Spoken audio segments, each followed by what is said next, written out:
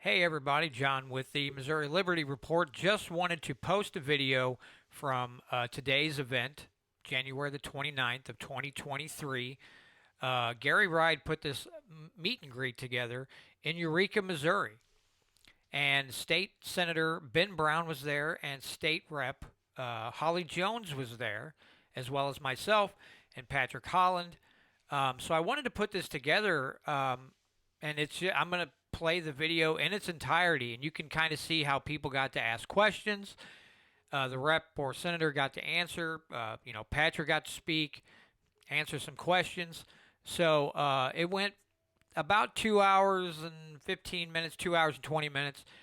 Super slick. I'd say there were, 25 people there, somewhere in there. We had a nice little crowd, a lot of good questions, and civil discourse with our state reps. That's the most important thing. So here's the video. Hello, everybody. My name is Pat Holland. And first of all, the reason we do these is for people to interact with the representation up in Jefferson City. I'm going to ask a question here, and then I'm going to tell you a little bit more about what we do. How many of you have talked to your state senator or your state rep before today? Okay, not very many. Guess what, guys? They're right here. We can talk to them. They're here actually in the district, and that's pretty exciting because these legislative meet and greets are not popular anymore like they were 20, 25 years ago. Why? Social media. But you see, the thing is, I'm about to ask these guys a question, and Ben's answered this before. Now let's ask the question, if we're on social media in echo chambers, are they seeing what their constituents are saying? Holly, I'm going to ask you that question. Have you ever gone into those echo chambers on Facebook or on Twitter? Up to you. To see what your constituents are saying? Mm-hmm. Okay, you have. Yeah. But you probably don't spend a lot of time I there. don't know. So let me ask you this directly. I hate to put you on the spot. That's okay, let's do it. Okay. What's going to have more of an influence on you? And I'm going to give you options. What if I come up to Jefferson City and visit you while you're working? That's that option. I could make a phone call. I could send you a handwritten letter. I can send you an email, or I can keep in an echo chamber. Which of these will have the most influence over you? Well, it's definitely not the social media echo chamber. Okay, good to know. I tried to, so far, I'm only a couple weeks in, but definitely somebody walking into my office is going to have the biggest impact, for sure. Because I'm seeing them, I'm seeing there's something to be said about the way that someone looks at you and their expression is right. Plus, they've invested time and gasoline. Absolutely, And, absolutely. you know. And it's not close, right? So, but letters and emails and phone calls go a long way too, because that's still, you're using your time and energy, and we're busy. So, definitely coming in person, but sending correspondence or calling for sure. Okay, gotcha. Quick question. Go ahead. Would you please ask the representatives to identify themselves? Absolutely. I'm sorry. Representative Holly, would you please introduce yourself to the crowd here? We'll be speaking for you guys in just a little bit. Yeah, I'm State Representative Holly Jones. I live here in Eureka, District 88. So the new 88 is once redistricting happened last year. We are now Eureka, everything this side of the Merrimack, Ellisville, a little bit of Baldwin, and a little bit of Fenton. So everything all Lone Elk Park. So I got a ton of votes from the Deer and Lone Elk Parks that really helped me out. But yeah, so the new 88. I'm super excited to be here. Thank you. Of course. And Ben? And my name is Ben Brown. I'm the new state senator for District 26. So that includes all of Franklin County, Warren County, Gasconade County, Osage County, and they cut out all of St. Louis County except they left me with the very best part, which is the city of Eureka. So please maintain at least that section right in my district. So we heard from Holly here, and actually I could ask Ben the same question so we can actually keep the continuity here. Would you agree with Holly's assessment? A visit to Jeff City would probably give you, would have the most influence on you, or a phone call or an email, echo chamber? 100%. I think a big problem in our society, you see people that you have all this polarization and hostility. People will throw things out there on social media that they wouldn't necessarily in real life because there's no accountability for what you say. it's different coming from a real person. You have accounts to go on Twitter or will email you that are just anonymous that won't even give a name. That doesn't give an impact. But when someone's willing to actually take the time and see you face to face, to not only give a name, but to show you who they are, you can read the expressions on their face. You can't tell authenticity through an email. Sometimes even from a phone call is hard to determine. But when you look someone eye to eye and they explain to you what a certain policy may or may not do for them in their real lives, that's meaningful. Okay, so you heard it from, a representative and a senator. Basically, the echo chamber thing is pretty much out. So if we're hanging out in echo chambers, they're probably not going to be responsive to that.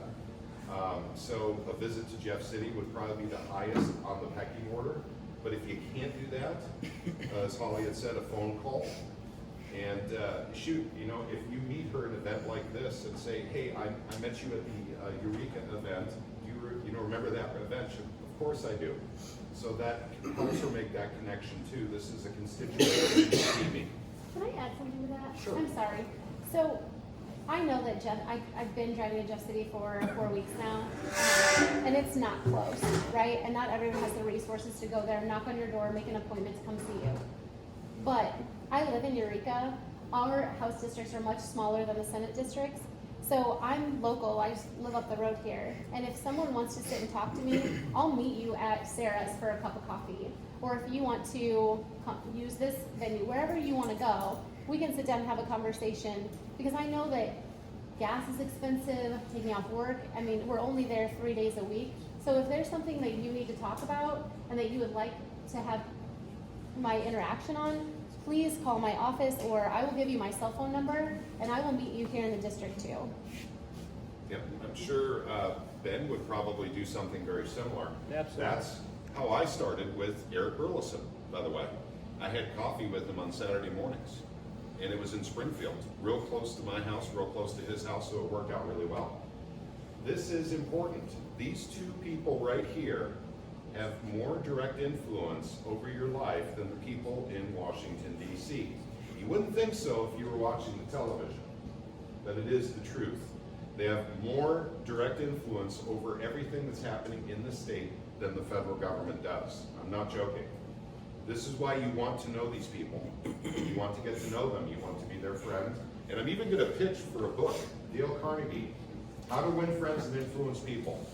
Now, I'm going to say right in front of these guys right here, I read this book. I actually read it once a year. And CEOs of Fortune 500 companies do. And I'm willing to bet that these guys have also read this book. If you have not read this book, and if you're interacting with a politician, you are not on a level playing field. You need to read this book because the last thing that Senator Brown wants is someone coming into his office, puffing out his chest and saying, "You work for me." This is not how we deal with politicians. And we like to say that when we're with our friends. Yeah, I went to Senator Brown's office and I told him what for, but certainly you're not going to interact that way because probably Senator Brown would think, "No, that guy's pretty full of himself, and and he wasn't very respectful, and we didn't have a really good exchange because of that activity that he engaged in, which is being full of himself." This is the way it works in real life, folks. My organization is the Missouri Freedom Initiative. Let me talk about it for a quick second here, and we'll move on from that because I don't like talking about myself so much. But we started, I'm going to ask a question. How many people have heard of the Second Amendment Preservation Act? Okay, several of you have. Some of you may be shocked by this, but did you know that Missouri no longer recognizes, or I'm sorry, more specifically, Missouri no longer enforces federal gun law? We are the only state in the union that does this.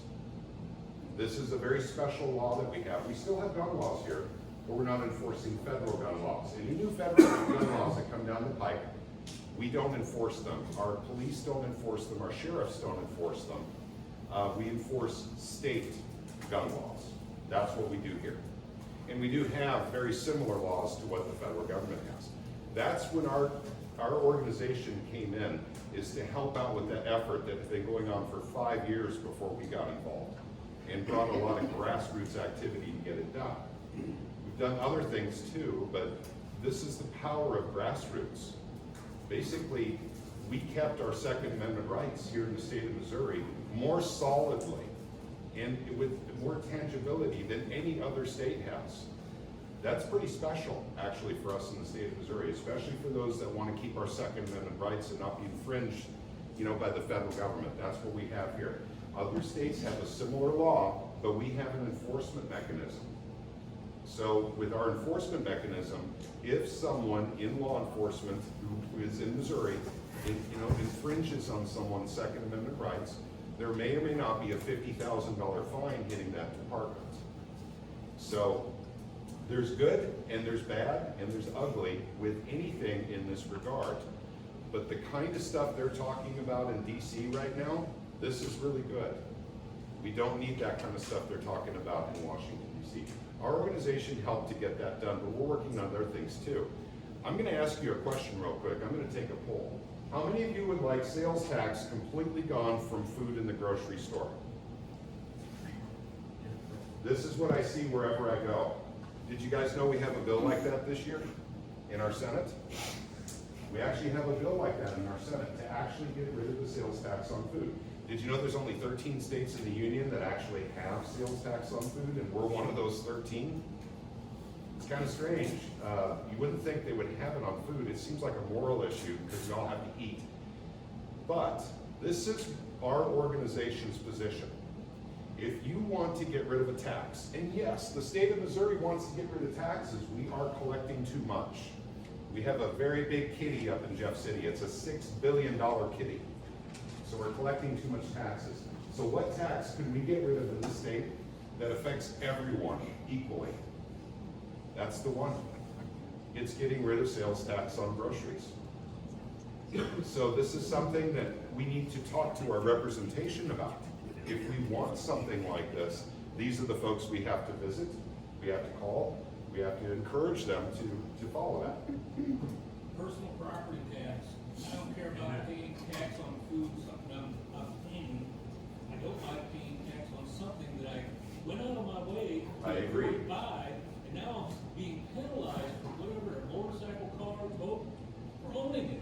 I understand That's that. my biggest I agree with you. And by the way, if you look at our flyer, I'm gonna prove to you that we are supporting that.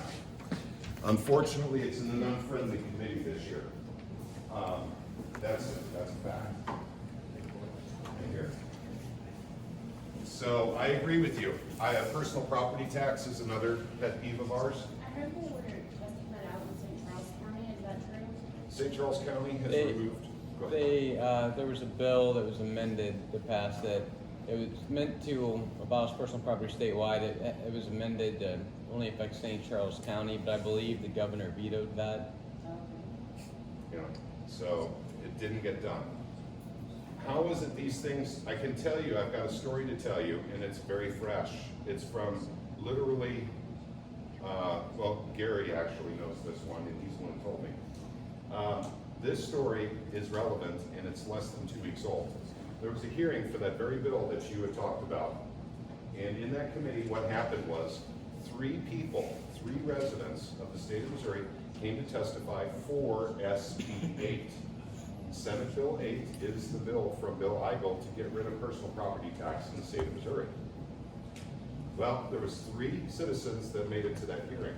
There was an enormous amount of uniformed firemen, first responders, police, to testify against it, saying, don't take away our money. Don't take it away. We need it. We need it for fire engines. They were literally saying this. For fire engines, we need it for, all the work that we do. This is where our activity as the citizens of Missouri is needed. If this is something we want, look what we're up against. Uniformed firefighters literally going to a committee hearing on government dime, actually on the same dime that personal property tax funds. And they're on that dime and probably in a county vehicle paid for with that same tax that we're trying to get rid of. And then gasoline put in that tank, probably out of that same fund as well. That's what you're up against. We, the people, have to be louder. So there was only 3 citizens that made it to that hearing. And I'll ask Gary, how many uniformed folks there were there? 75% of the room was uniformed. Okay. Probably close to 75 people. Right, okay. So this is literally what we're up against as a people. When you have a state that says we need to get rid of taxes somewhere, and everywhere you poke and prod in government, everyone's saying, ouch, not us, don't take it away from the libraries, don't take it away from, the cops, don't take it away from the sheriffs, don't take it away from first responders, don't take it away from this program or that program. That's what we're running into right now. Actually, I don't know if they're running into it on their side. On the grassroots side, that's what we're definitely seeing. Can I just offer a point of clarification Sure. too? Because I haven't read through the language in SB8 specifically, but I happen to have an office right next to the bill sponsor, Bill Eigel, and I've talked to him about this. And the way that his proposal was explained to me is that it would not reduce any money going to any of these essential services, because it would only reduce personal property taxes if and when other additional revenue rose. So you have these real estate taxes that are inevitably going to go up over time. Instead of creating new and exciting ways to spend our tax dollars, it would go to eventually offset the personal property tax. So as other tax revenue sources increased over time, it would just cap the spending on that and just gradually starts offsetting more and more of the personal property tax. Like I said, I haven't read through all the details. I've been kind of a little buried in a number of other bills and on my committees myself, but just that's the way that he clarified it to me. Senator, you are correct. That's exactly So what. those police department, fire department, and what you're saying is on the personal property tax portion that will be reduced, and then from some other source, it will go to police departments and fire department? Yeah, so as tax revenue increased somewhere else, that money would go to where it would go to that same source, and the personal property tax you had to pay would go down. So over time, the idea is that it would get your property tax lower and lower and lower until we can knock it out completely. Yep, so it was it's something that happened over time. In fact, it even specified in the bill that it may be 50 years before personal property tax completely disappeared, but that certainly didn't stop people, literally who work for government coming in to fight it. And like I said, the numbers were astounding when I heard about it. I couldn't make it up there for that hearing. And they're all taxpayer paid Yeah. to be there too. Yep, they were paid on that, personal property tax dime to be You there. just made a statement that there's something wrong with that. Yep, and so, but this is what we deal with, gang. I mean, this is what we do here. This is what our organization does. We're trying to find the best way to cut taxes, and the governor wants taxes cut. He said it. He said it himself. He's done some of the tax cuts himself. For farmers, but we're thinking everyone in Missouri should enjoy tax cuts. We're all paying into this stuff. So that's kind of what our position is. And I'm not here to sell you on any bills. The real purpose of this is to get conversations going with our representation, because there are good bills this year. There are wonderful bills, and there's tons of them. And if you want to ask me about them, after the talk today, I'll be happy to share with you, what we've looked at and what we think is a wonderful idea for the state of Missouri. But it's overshadowed by what's on the television. You guys remember when we didn't have a Speaker of the House in Washington, D.C. for, like 4 or 5 days? Remember that? Holy mackerel. That changed all of our lives, didn't it? Immensely. See, that's the stuff that people are watching. What's going on in the state is much more interesting, in my opinion, but it directly affects you. What happens in Washington, D.C. is more like drama. It's like your favorite soap opera.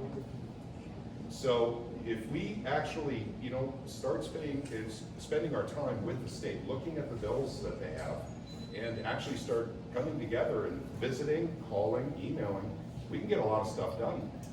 We can actually get a lot of stuff done. Just like the Second Amendment Preservation Act, we'd love to get gold and silver reinstated as money in the state of Missouri.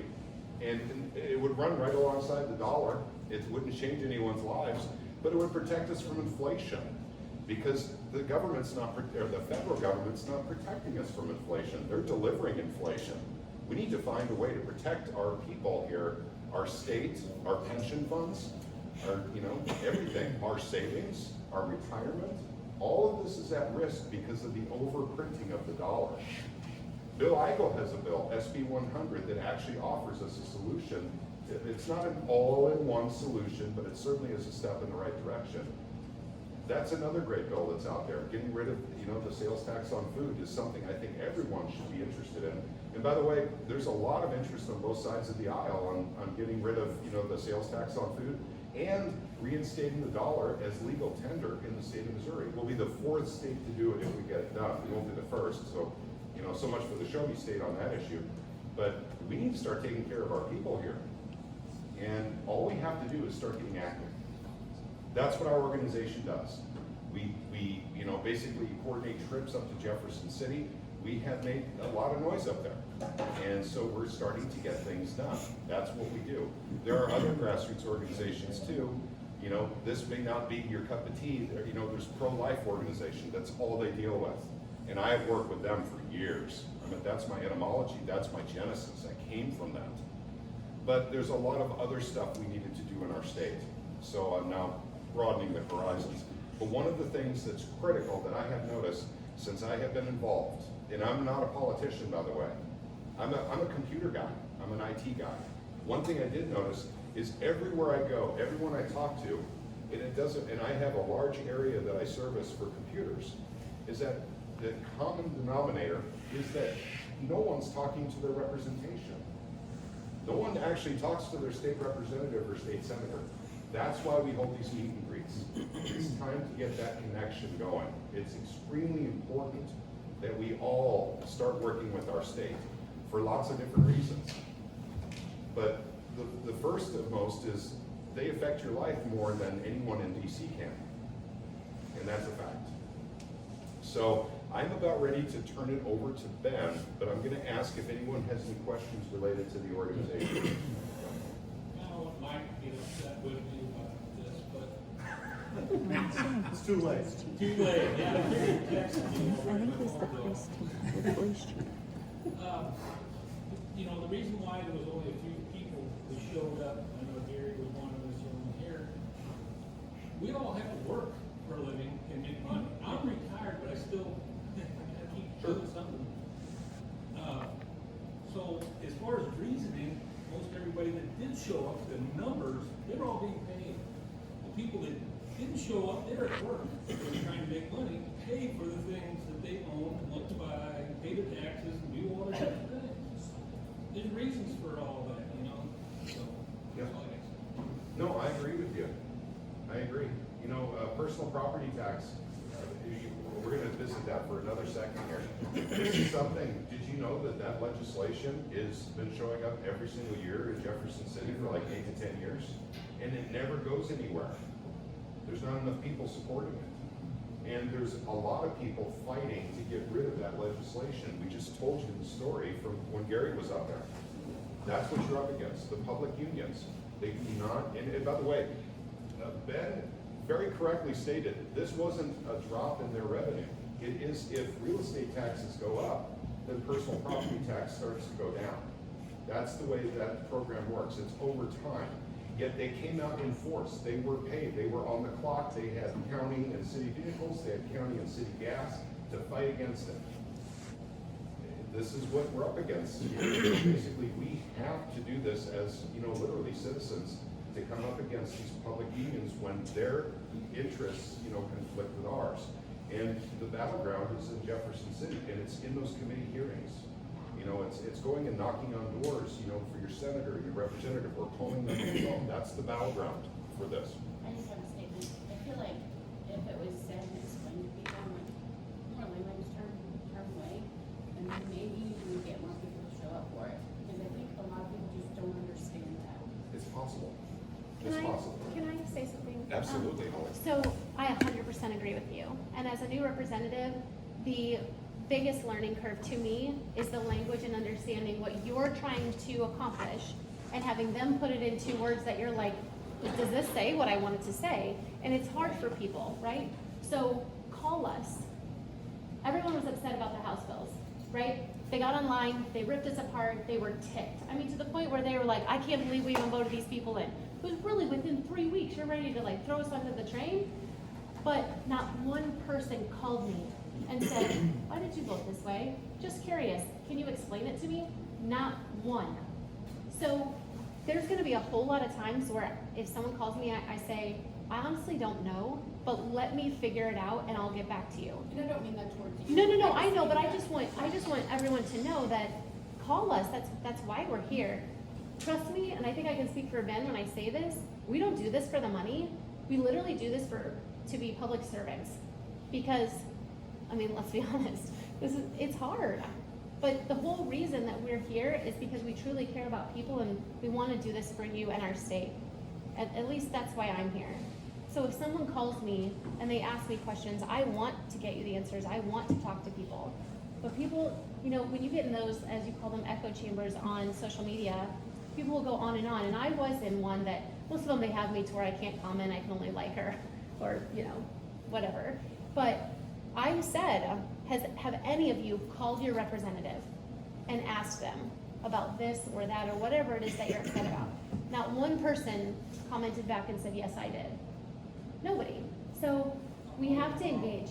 Yes, sir? Perfect. You know what? Call me tonight. I'll give you my cell phone.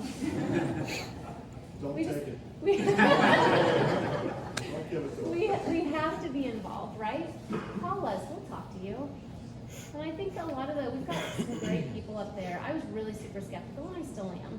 But getting to know some of the folks, I think that, and I'm just going to let y'all know, I don't shy away from talking about the Lord in anything that I do. So I think that He is having a revival in this country. And I think that He has cherry-picked a whole lot of us to go into the lion's den and hang out and do His work.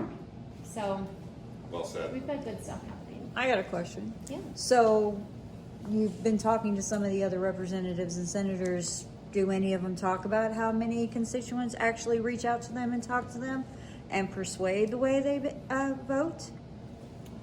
Speaking from my office, I get quite a few calls and emails, but also I represent a much Right. wider area, of course, and I think it's dependent on the issues of the time.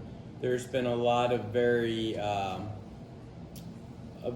guess you could call it, say, controversial type issues that either I filed myself or are coming through committees in which I serve on.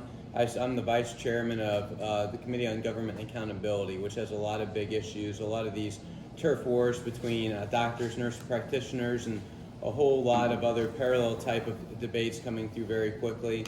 And so I've just been very close to the action on those, so my experience has differed a little bit.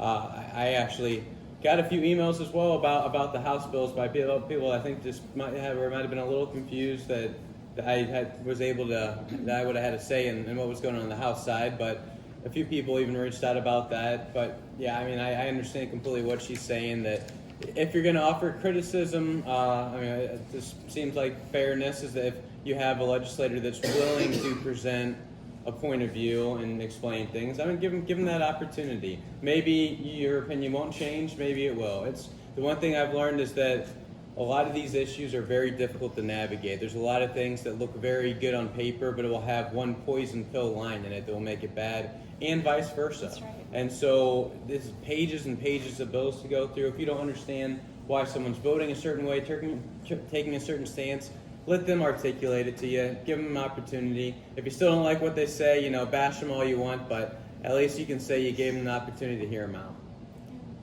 That's perfect, Senator, because that is absolutely correct. Let me say this real quick and then we'll get to your question. You want to have a conversation with your representation. You don't want to beat them over the head with your opinion until you know theirs. There's nothing to beat them over the head over until they explain their point of view, because they may have more information than you. However, I have been in a situation several times where I was able to bring my representation information they didn't have that changed their mind. So I've done it more than once. Sometimes they don't have all the information. Sometimes they have more than you. You'll never know that until you have the conversation, though. And hitting them over the head with a 2x4, it just doesn't work very well. Conversation, they like that. They enjoy that. And, okay, we'll go to your question.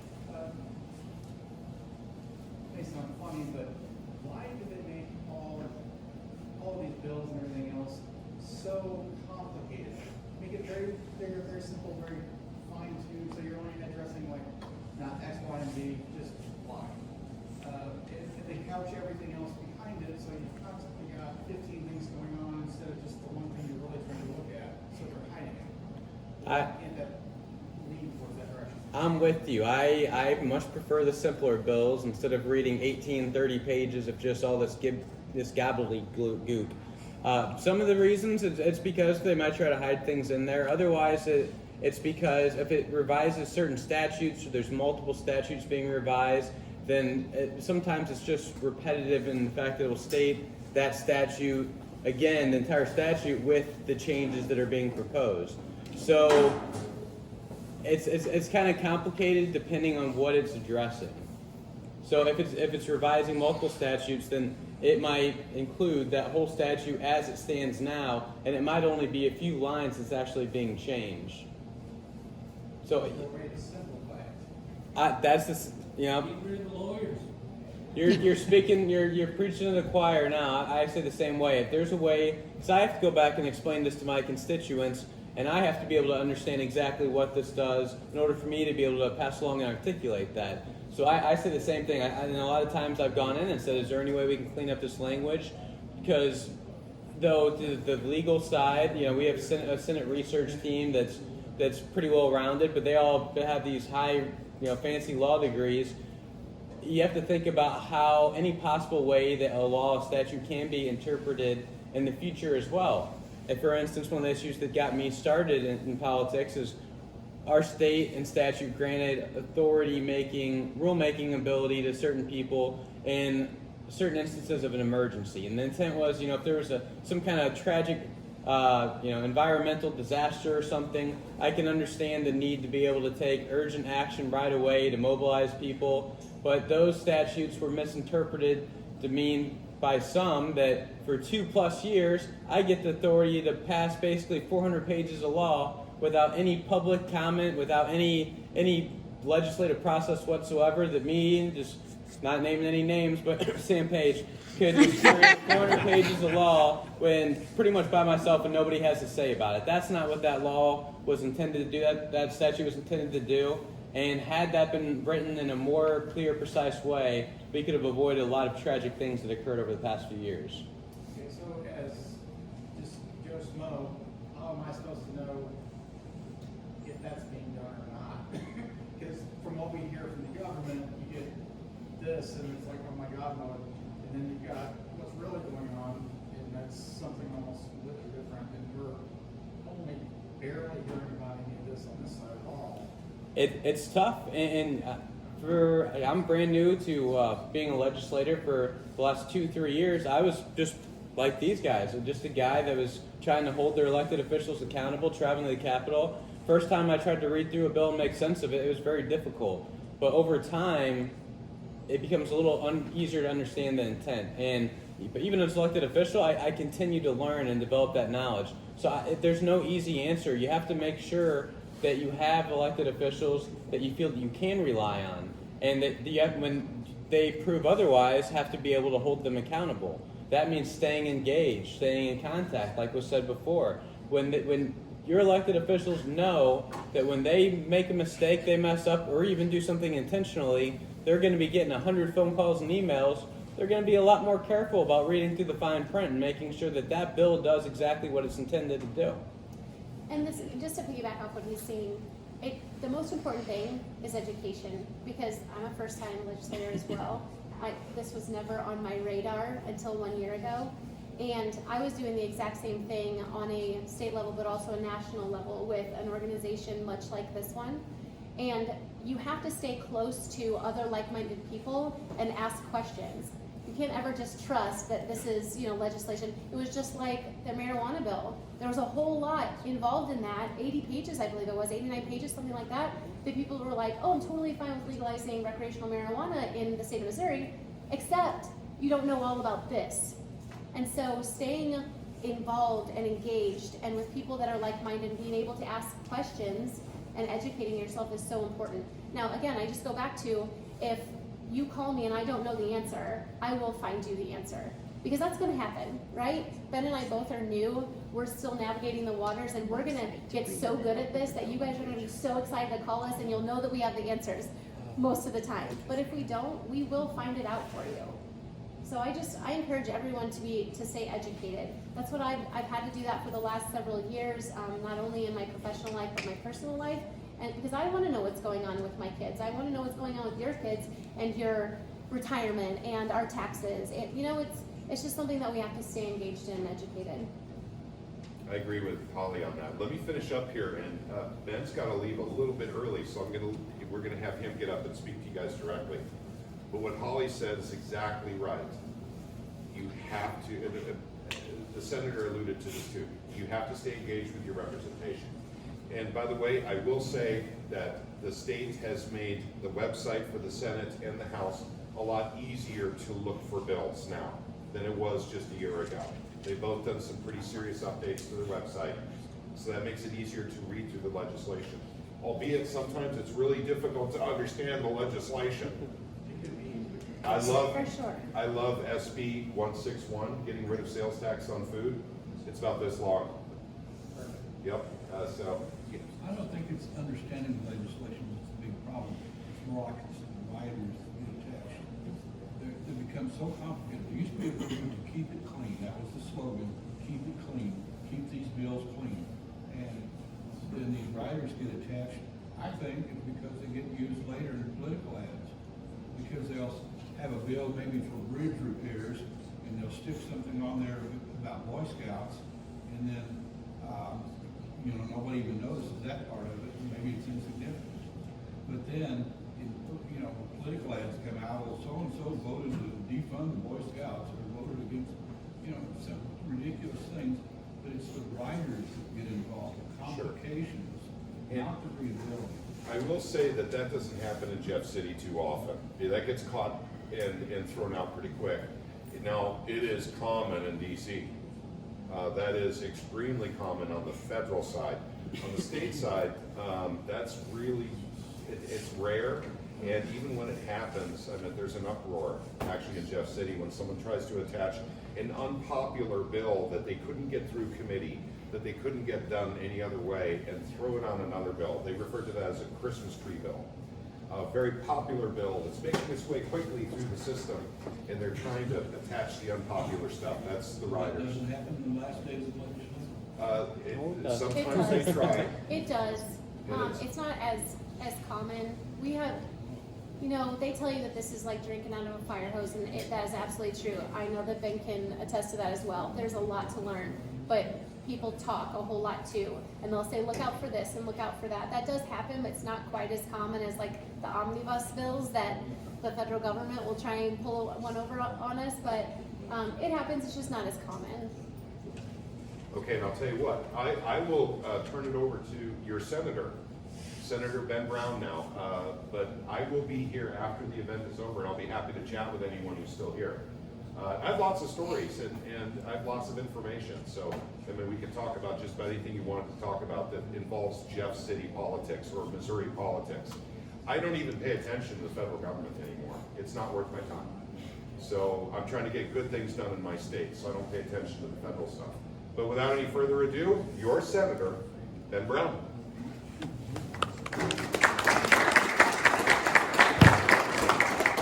Well, thank you so much for being here today. I thought some of you here might know kind of about my story and how I ended up doing something completely crazy, like running for state senate. Others might not be familiar with it, so I thought that'd be a good place to start. Then I can kind of transition into kind of a legislative update, kind of let you know some things are going on, some of the bills I filed, and kind of what the status is with those. So I live in Washington, Missouri. My wife actually attended high school here in Eureka. We have 3 kids. I have a 6-year-old boy and then 2 girls who are 11 and 13. I also own a small family restaurant in South Chesterfield called Satchmo's Bar and Grill. So I, for years, was just focused on that. I started this business at 28 years old, and just through grit and just kind of a little bit of stubbornness, I guess, I was able to just keep working and build this business. I think we did 10% or more every year before COVID. Was never that involved politically. In fact, as a business owner, you're always told to be hesitant to speak out politically because you're going to alienate a portion of your customer base. Well, one thing I learned over the past few years is that That may be true, but if you don't speak out, you're not willing to stand up for what you believe in, eventually politics might come to your door, and by then it might be too late. I invested so much of my time and energy into this restaurant because I saw building a business is the best way of providing a future for my kids. COVID kind of changed my perspective on that. And I realized that, that's not really enough anymore. It kind of opened my eyes like it did a lot of people. I was watching what was happening, not just locally, but around the country.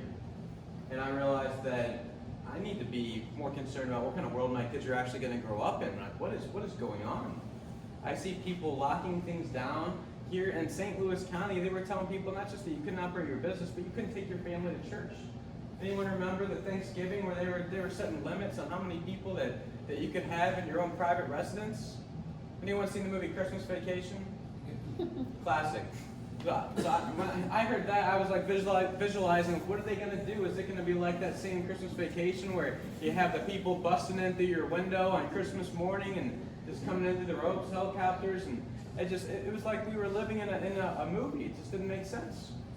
And it became apparent to me that this was going to continue as long as we the people allowed it to. So I had never given a public speech in my entire life before COVID. I was a former professional mixed martial artist though, so I had a little bit of that ex-wrestler, MMA fighter, hard-headed mentality. And the second time they decided to shut down all the restaurants, which was November of 2020, I saw it as an opportunity for me to kind of take the lead and push back.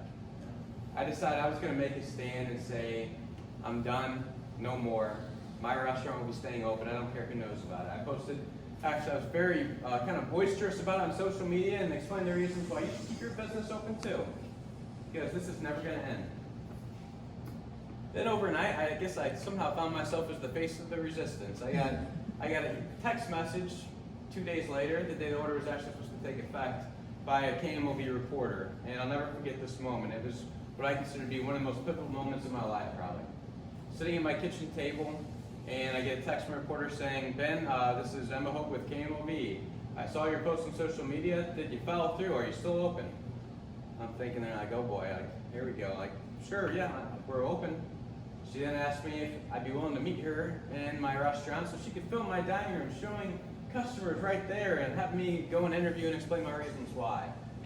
So I'm thinking, oh boy, it's one thing to talk about defying an order. It's another to go on TV and say, here I am, come and get me. And I knew that I had a choice to make. So I'm at my kitchen table. I look over to my right, where our couch is located. My son, who was 4 years old at the time, is sitting right there, just, kind of oblivious to everything that's going on with COVID and everything. And he's watching television, and I started thinking, this is a legitimately historic time that we're going through. How many times in my lifetime have I been able to say that? And at some point in my life, my children might ask me what my role was. What did I do during COVID when all this was happening? When nobody was standing up for what was obviously government overreach on a scale that we had never seen. Am I going to have to say that I went along like everyone else? I didn't know any better, which would have been a lie. Or am I going to be able to say that no, despite whatever consequences came my way, I was going to stand up for what I believed in my heart was right and take a stand? And it was like in that moment, it was like flipping a switch. I knew the path that I was on, and there was nothing that was going to deter me. I didn't know if I was going to lose my restaurant, if I'd never have a customer go and step foot in my restaurant again. But it was all about, who do I want to be to my children? What kind of role model do I want to be, and what kind of world do I want them to grow up in?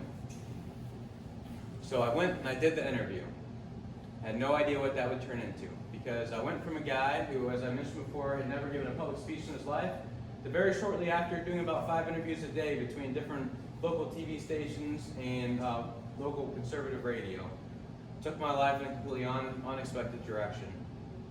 The county came in. I guess they weren't too big of fans of the things I was saying, because St. Louis County sent the health department to suspend our permit, declaring us a hazard to public health. But you look at the definition of that in food code, and it's clearly defined as a restaurant transmitting disease through food. 1, they had no evidence of us transmitting anything. 2, COVID isn't transmitted through food, obviously. We all know that now. So I had banded together a group of 40 restaurants to actually file a lawsuit against St. Louis County to fight this. that same attorney reached out and asked St. Louis County, their acting director of health at the time, who wasn't even a doctor, what's the deal? This is unlawful suspension. And they said that it didn't matter if it was unlawful. So they'd amend the charge mid-hearing till they found something to get us with. This is the extent of the abuse of power that we're dealing with just here in St. Louis County alone. And I took that information, those experiences. I started traveling like these guys have been doing for probably years before me, and testifying at committee hearings, sharing my experiences, and I made sure to repeat that exact quote at every hearing I testified in. Started doing this for several months. People eventually started asking me, hey, you're pretty good at this kind of stuff. Would you ever consider running for office? I'm like, oh boy, I thought I got myself in it before. Now they want me to turn me into a politician. But ultimately, if someone like me is not willing to do this and go in there and fight, how can I expect anyone else to? I have 3 young kids. That's the hardest part. I'm gone. I thought I'd be able to come back and commute back and forth every day. Unfortunately, that's not the reality. So the hardest part of my week is Monday morning when I drop off my 6-year-old for school. And he hugs me and he just doesn't want to let go. It truly is a sacrifice. But if we don't do it, we know the direction we're headed. We see the trajectory of everyday people stay on the sidelines and don't get involved. And we can no longer allow that to happen. That doesn't mean I'm not saying all you guys have to go and run for office. But just like has been said tonight, stay in contact with your legislators. Write a letter. If you can't make it there in person, send an email, make a call. Talk to other people. Spread information. Social media is a double-edged sword. It has a lot of negative aspects, but it also can help us spread information for good as well. So, like I said, I never really took the traditional route to becoming a politician. Generally, to be a senator, you'd probably serve in city council or school board, then go on, serve, your 4 8 years as state rep, then run for Senate. I just, stubborn restaurant owner, dad, got sick and tired of it, decided, run against me, I'm just going to outwork everyone and get there, and we managed to pull it off. Now the real work begins. I have so far, in just my first 3 weeks, I have 14 bills filed. All wide-ranging, but kind of all around the same concept of defending the rights of the people I represent. I believe that is the number one responsibility of government. I think that they said it pretty clearly in the Declaration of Independence, which, if you look at the Constitution, is what states how our government operates. The Declaration to me was kind of like what you would call a mission statement for why our founders were willing to risk everything in order to start a country of their own. It clearly said that we are given endowed these rights by our Creator, not some guy sitting at a desk or at an office. And in order to preserve these rights, that's why governments are established among men. Think about it. How well has our government defended our rights over the past several years? I would not score them very high. So, among the bills that I filed, I thought, freshman senator, could be months before I even get a committee hearing. I didn't expect things to progress too quickly. I was ambitious with the number of bills I filed, and I'm a pretty persistent guy you might pick up on, so I was going to do everything I can to drive those forward. Somehow I was able to get a committee hearing on my education bill, the very first hearing that the Education Committee had. In my bill, what it did is establish a Parents' Bill of Rights and a transparency portal. One of the first times I met at a political event in Eureka was with a group of parents mostly based out of Rockwell School District. And this came after there was a controversy where the literacy coordinator for Rockwell School District sent out an email to the teachers in the district telling them to actively hide curriculum from parents. It obviously caused an outrage. It's something that should never have happened and can never happen again. That's something that stuck with me. The conversations I had with parents that day is something that stuck with me. And ultimately, if we don't address the education issue and the indoctrination of our children in schools, nothing else I do in there matters. Because these are the people that are going to run this country, run our society someday in the future. So I have a number of bills in education. To my surprise, I went in there, I presented my first bill. We were able to pass that bill. My bill was the very first to be voted out of the Education Committee this session. And it's expected to be taken up on the Senate floor for debate this week. And I don't want to get too ahead of myself. I have a very high expectation that it will pass this year. Another example why this is so important. Is anyone familiar with what happened just in the last week or so in Columbia School District? There was an annual diversity day, which they do once a year, which, you know, exposing kids to certain things with the parents' consent I'm not saying that that's always a bad thing, but what they didn't include on this year's permission slip is that these children would be taken to watch adults perform a drag show.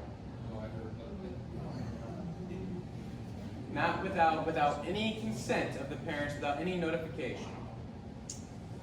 I had a horrible conversation with my brother about that. My bill would prevent this from happening. It lets parents have a say, because parents have rights.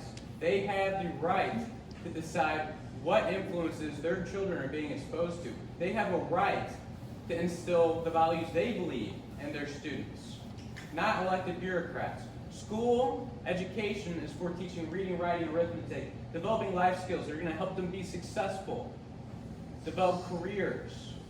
Values, leave those to the parents. I believe that's the way it should be, and I'm going to do everything I can in my capacity to ensure that that happens. Another bill I have that's been moving rather quickly, I mentioned I have two daughters. They're very active in athletics. Huge basketball players. Ended up being more KU fans. I'm a Mizzou guy. We're not going to get into that big household controversy, but nonetheless, they put their heart and soul into playing basketball. And athletics played a huge part in my life. I would not be the man I am today if it wasn't for my experience wrestling. That first year I did that sport, I literally lost every single match. I'm not what you'd call the most naturally gifted athlete, I guess you could say. But I set a goal. I said I was going to be a state medalist. My parents laughed at me and said, "Oh, it's good to have goals." But I worked. I dedicated myself to something like I never had before, and I was able to achieve that and get up on the medal stand as a senior. And to me, that changed something inside me. It taught me that I could achieve anything that I set my mind on if I'm willing to put in the time and work ethic, and just work towards it and keep grinding. I want my girls to have those same opportunities. I want to make sure that everyone's children, despite your gender, have those same opportunities. I think that it's wrong now that you have people born biological males, nothing against marriage in this place. All have marriage. We're still fighting. But the fact that you have cases where these young ladies, they're being robbed of opportunities. I was reading about a collegiate level swimmer who had the goal to be a national champion. And there was someone that transitioned midway through their collegiate career. They swam 3 years as a biological male under a different name, changed their name, started competing as a female, went from the rank of like 456 to number 1, and took home first place in the NCAA championship. And I just read the stories of this young lady and the others, is how that impacted them, and how they felt like their dreams had just been ripped away from them. That is absurd. I have a committee hearing for my bill, SB 87, on Tuesday morning. There were similar bills heard in the House, and the testimony went till, I think, past midnight. You have 1:30 in the morning.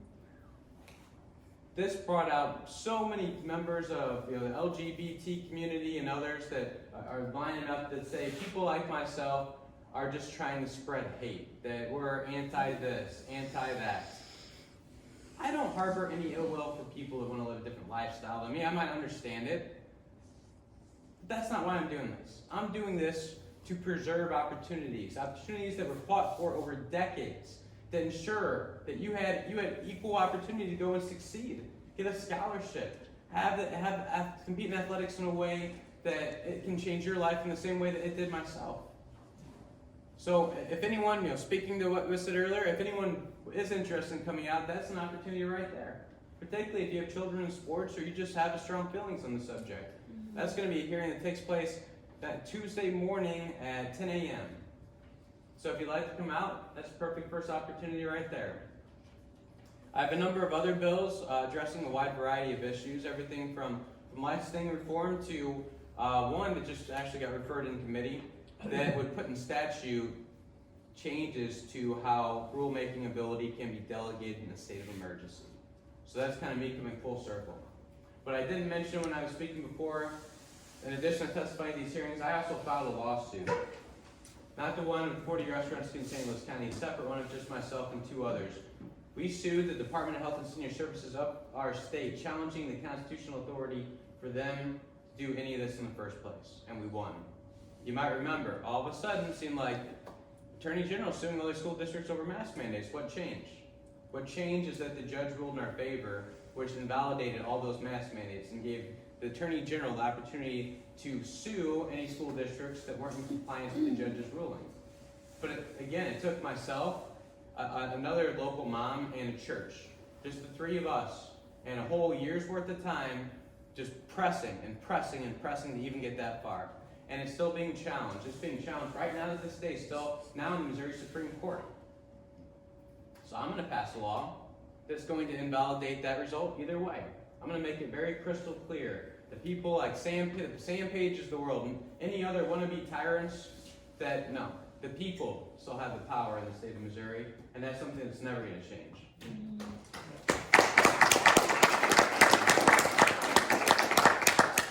So that being said, happy to answer any questions about any other legislation or any other issues having to do with the Missouri Senate. And Go right over there. yes. Hi Ben, Hey. Jennifer, we've talked before. Yeah. Thanks for everything you did during COVID. I'm a big admirer of what you put yourself through, and it's exciting to see that you're a senator now. So Oh, thank you. I have 2 kids in the Rockwood School District, so education is top of my list. So I'm thrilled with what you just said about what you're working on. I've been personally involved in the topic of library books for the last year and a half. It's been very eye-opening. People have no clue what's in our kids' libraries. This was before you guys, but SB 775 last year was the one that banned graphic images from books, which was really huge. Super grateful. I don't know that people understand the impact that made, but that was really wonderful. But there is so much there still with the written word.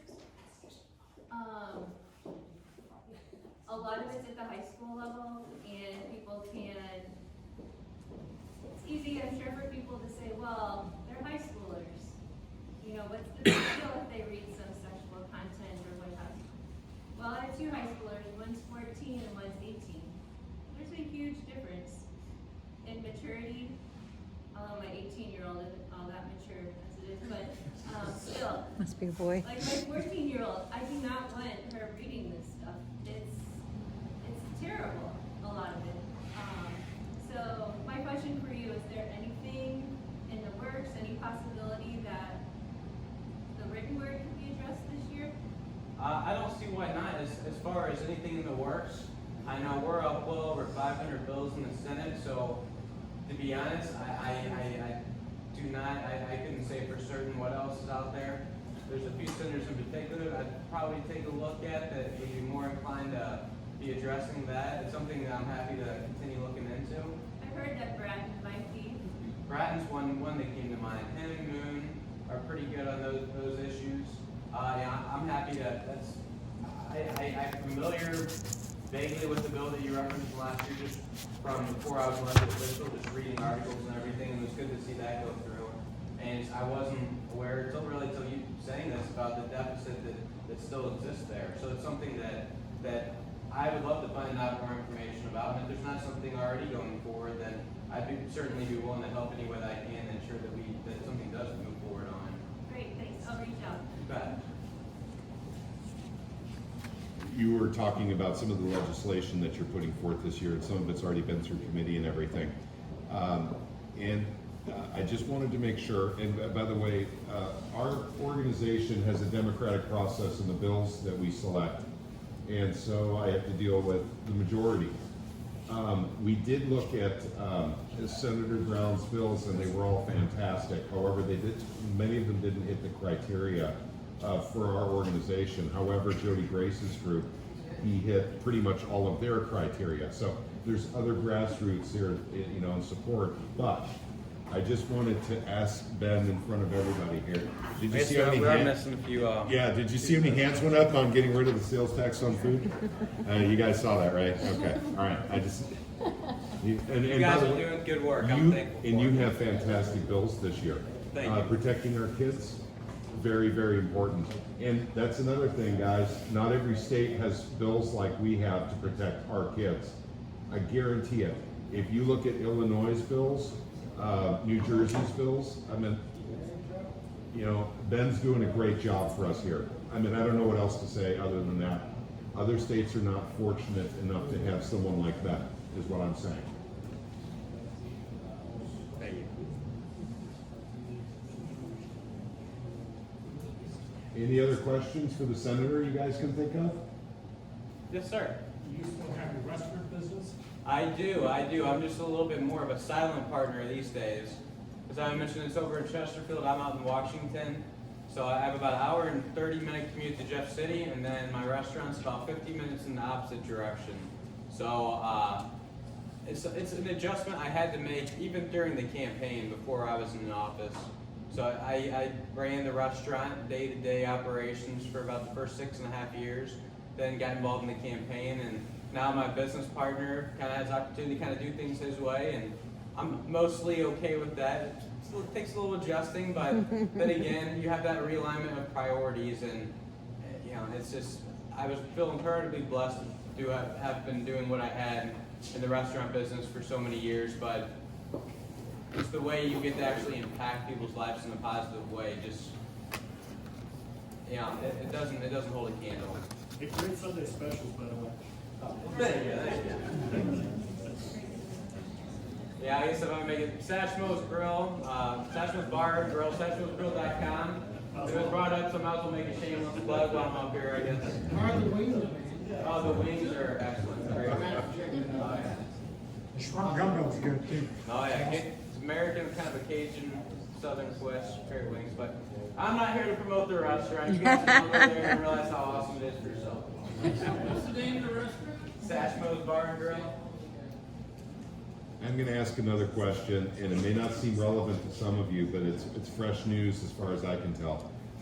The pro tem, Caleb Brown, apparently is stopping any type of IP reform going through until he gets something with Medicaid expansion done. And the type of Medicaid expansion he's doing looks like it's more towards allowing kind of a trapdoor to allow abortion back into Missouri through public funding. Are you familiar with this at all? Have you heard anything about this? So I've had some conversations about the bill you're referring to with Jill Carter, and you know, she voiced, she was on the committee that it was going through, and she voiced a number of concerns for that very reason. From my understanding, I from just conversations with her, that it would allow that if somebody, hypothetically, if someone went out of state to get an abortion, that they could come here and get treatment for anything that happened as a result for up to a year afterwards under that program. It's something that just really, right at the end of last week, was really kind of brought to my attention since I'm not on that committee.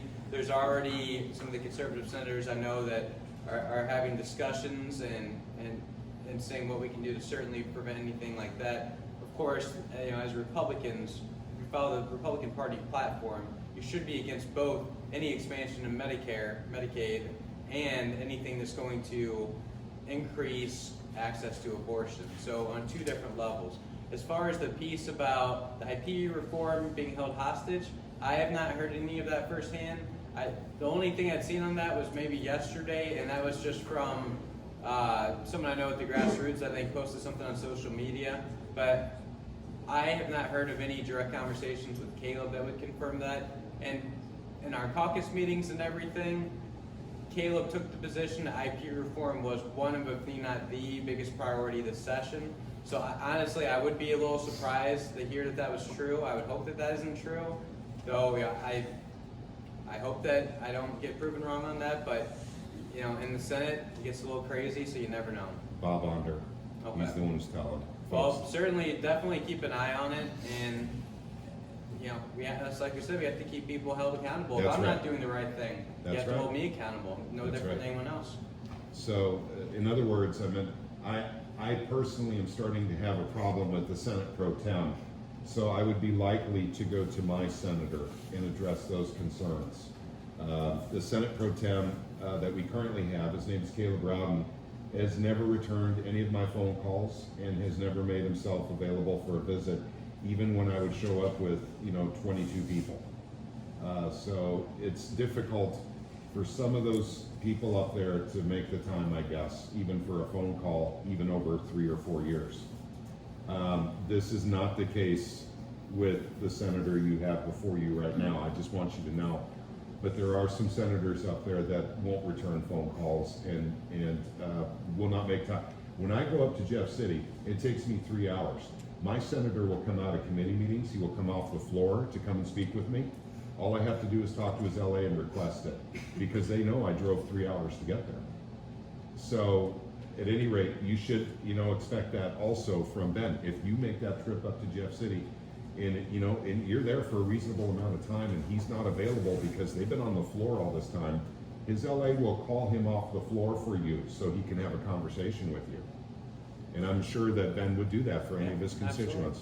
Of course, there's caveats if there's a Yeah. very important bill. Or if that's- it's your bill that's on the floor, there's occasions where that might be more difficult, but just a typical session where you're just kind of going through the motions, then yeah, of course you can, if you're not going to miss a vote, you can step away for a few here and there, and it's not a big deal at all. I'm so glad you replaced Shaq. Oh, definitely.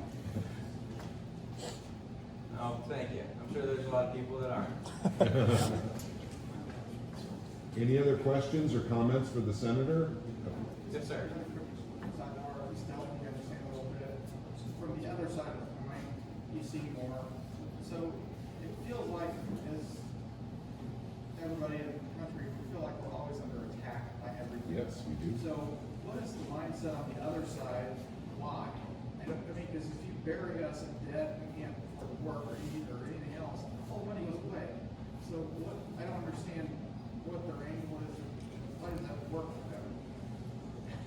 Well, from my perception, you get these policies that almost seem aimed at increasing government dependency. And the thing is, if you're somebody that's in power and you can get more of the population to be dependent on you, dependent on maintaining the status quo, then you're pretty safe. When people are free to be independent, free to go out and achieve success on their own, start a business, be more free thinking, they're less dependent on certain government programs, less dependent on government money, and that puts them in jeopardy. Because you're no longer reliant on them. You don't have to vote to keep them in power, just to keep that money coming into your account. So, I'm sure nobody that does this kind of thing would admit that, but just based on what I've learned in my experience in politics, I would say that would have to be one of the main motivations that they would implement policies like that. That's cool. It's just one of those things where you always wonder, because, eventually the American public is just going to kind of run out of money and spend money. They'll just print more. They're doing it now, My taxes keep going up every year. Yes, they do. Gas keeps going up. And they don't. My pay does not exponentially jump up like that. That's not happening. Mm-hmm. So eventually you're going to hit a deficit hole, and then everybody's just staying home because they can't afford to drive to work. And then what? Well, there's a guy who has a solution for that. His name is Klaus Schwab. You will own nothing and you will be happy. That's right. It's interesting to hear the other side, because, you guys are exposed to more, you'll hear more, see more, what have you, but. The people in power don't have anything to lose. They're going to be comfortable no matter what happens. They have enough padding. But what it does is it limits social economic mobility. So it keeps people that are down here, keeps people up here, and increases that divide. People would criticize Trump saying that his policies were bad for the poor or African American or poorer communities. But what did we see? We saw the income gap actually close under Trump's policies. Under Biden's policies, the income gap continues to increase. But they would try to lead you to believe it's the exact opposite. You know what the left does best? They accuse the right of what they're doing. Projection. Yeah. They're very good at projection, very good at utilizing labels. Absolutely. Any title of, especially at the national level, a Democrat bill, you can assume that it does the exact opposite. The Inflation Reduction Act, raise inflation. The Affordable Care Act, the care gets more affordable or less affordable? Literally, almost in every instance, it does the exact opposite. Patriot Act. True. Yeah, the Electronic Surveillance Act was in the Patriot Act. Yeah. That we're still dealing with that to this day. And I hate to say this, I know the senator has another engagement, he has to leave here at 3:30, so he's got a few minutes left. Does anyone have any comments or questions for him? I have one. Yes, sir. When did our government get to the point that they come up with these laws and it's 500 pages and they expect you to pass it and let our representatives pass these without reading them? When did that come? I've never heard. 2008, when was that? Yeah. When Nancy Pelosi That said, was oh, a- you can read the bill if you pass the bill? Yeah, pass it, we'll read it later. It's because a lot of these, they don't care. They're just there filling a chair, and it's the special interests that put them there that are making the decision making. Unfortunately, that's the reality. Change. I know. How do you fix the system? If it wasn't for just a 1 in a million type of situation where I ended up getting all this exposure, a normal person like me would never have a chance to run a Wednesday Senate. It was 1 in a million. It took a once in a 100-year pandemic and just everything that happened as a result. That's why I believe, I don't think that I could have ended up here unless there was a reason. I feel like sometimes the path is led before you. Anointing. And I had faith every day that I wasn't walking this path alone. Otherwise, I couldn't have done it. I couldn't have made it. But that's what gave me strength. You have to have faith. That some people are put on a path, and the good things are going to happen. And you have to have hope. As hopeless as it might seem, I believe there's still hope for our country. There's still hope for our state. But we got to start local. We got to fix Missouri. We got to maintain our state sovereignty, take back control, and then start working on the national level. We can get there, but it's going to be a long, hard road, and we got to stay united. We got to take it one step at a time. Yep. One more thing to say. There's only one person in here that's under the age of 20. Why are we all here is for them. That's right.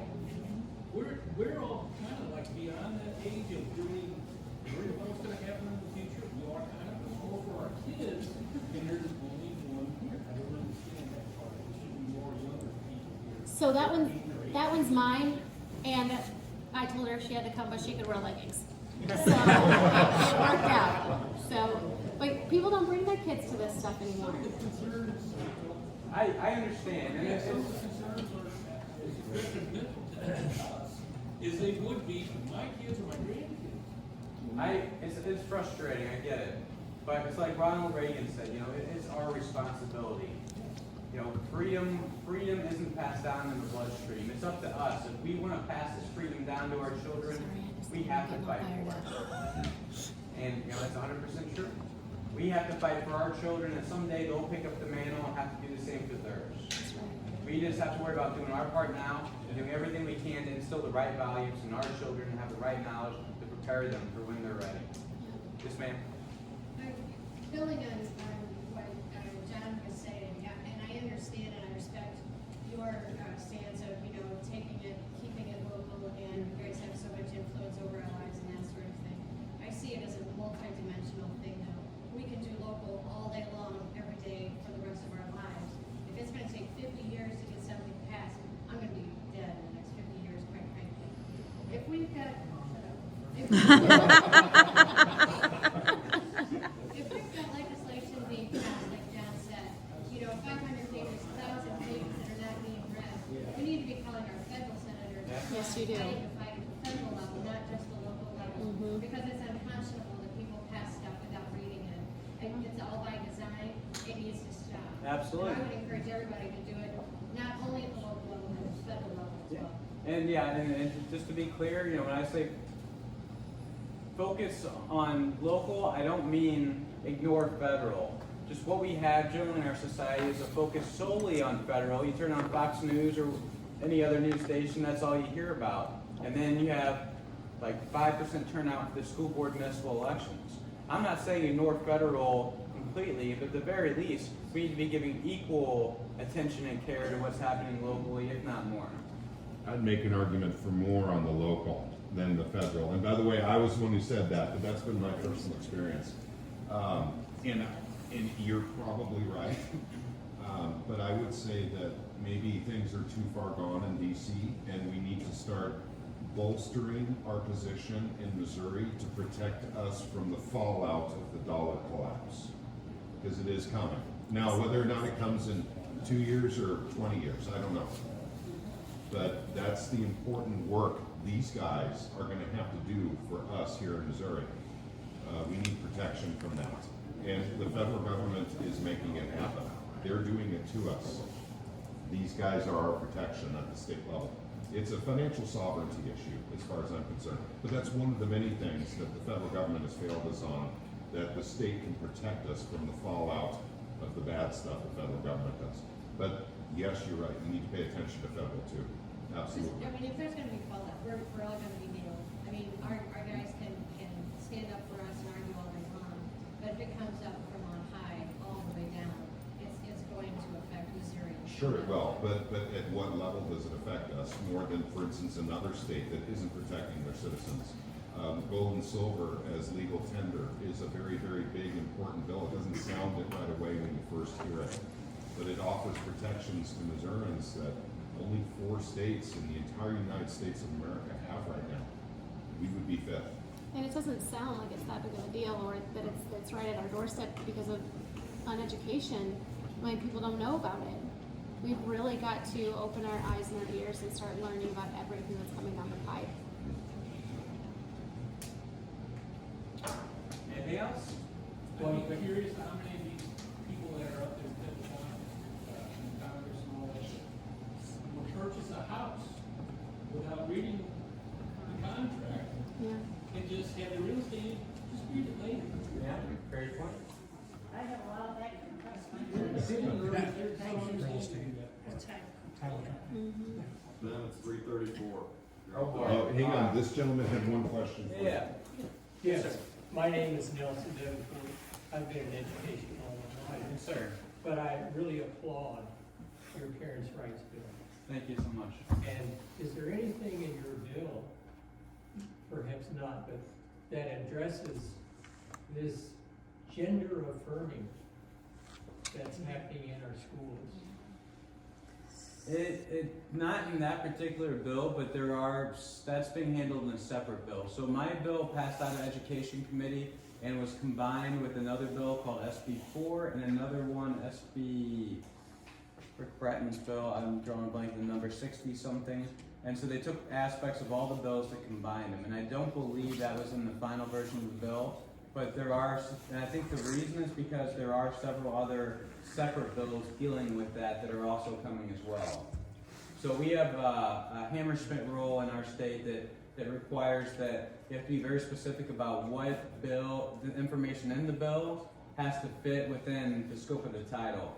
And if you put something in there that someone can make a legal case after the fact and legally challenge and undo all the good that bill does. So I think that the idea of keeping any of the trans stuff out of that bill by the committee chair, Andrew Koenig, who's off, I don't know if you're familiar with him, but I consider him to be one of the good ones in there. Absolutely. The reasoning was because that's being handled in a separate bill, and I imagine it was to avoid any Hammersmith complications that could end up reversing everything, and after we go through all the trouble to pass it, and then you lose the Parents' Bill of Rights, you lose the transparency portal, and all the good that came along with it. But this seems to be one of the most abhorrent movements that I see, Yeah. LGBTQ, etc. influence. Yeah? Agreed. The other thing, if I understand this correctly, the marijuana proposal that passed is really a constitutional amendment. Yeah? Yeah. So it's in there. One, has the legislature done anything to implement legislation that could limit the impact of that bill? So to impact the limit of that, we can't. The problem is when you pass SIP reform, the legislature can't change it. We would have to do a Senate joint resolution or through the House side, it'd have to pass, and then that would have to go to a vote of the people. What is happening? There are movements on both sides to amend the initiative petition process. Because what you have now is you have out-of-state interests coming with millions upon millions of dollars, hiring people that can just travel down I-70 collecting signatures. Basically, they purchase an amendment to our state's constitution. They send people around to sign this thing, and the next thing you know, it's on the ballot. They put millions of dollars into promoting it, telling lies or false information, convincing people it's a good thing. They only need just over 50% of the vote to change our constitution. This isn't a statute to change our state constitution. So there are a number of bills that have been filed. Senator Koenig, who I mentioned earlier, has one that would require a majority of registered voters. That would raise the threshold. There's another one that looks at more of a concurrent majority, which would be, I think Jill Carter filed that one. It's another one I like. It would require a majority of House districts to make sure that you're getting equal representation throughout the entire state of Missouri. So you can't just hire a team to travel down I-70. Well, actually, it wouldn't change the signature requirement on that one, but you would have to, you would have to get the message out throughout all these House districts. You can't just pay a bunch of money, run television, radio ads in the population centers like St. Louis, Kansas City, and change our constitution. It's a major issue. If we don't get this fixed, the next one's going to legalize abortion in our state. I guarantee it. That's what I'm worried about right now. Also, thank you for your Senate 87. Thank you. Provide equality for females to only compete against other females. Well, I appreciate that. Well, guys, thank you so much for the opportunity. I am also on dad duty among my other duties today, and so we have double basketball games and all that fun stuff that we have to kind of divide and conquer tonight, so I'm going to have to run out of here, unfortunately. Normally, I'm sure as you could attest to, I'm one of the last people to stick around, and I love to stay and chat with people. He even helped clean up last time. Yeah. I passed around a number of my cards. Please don't hesitate to reach out, and look forward to working with all of you. And any way I can be of service and be the best representative in the Senate I can be, please let me know. Okay. Thanks. Thank you, Ben.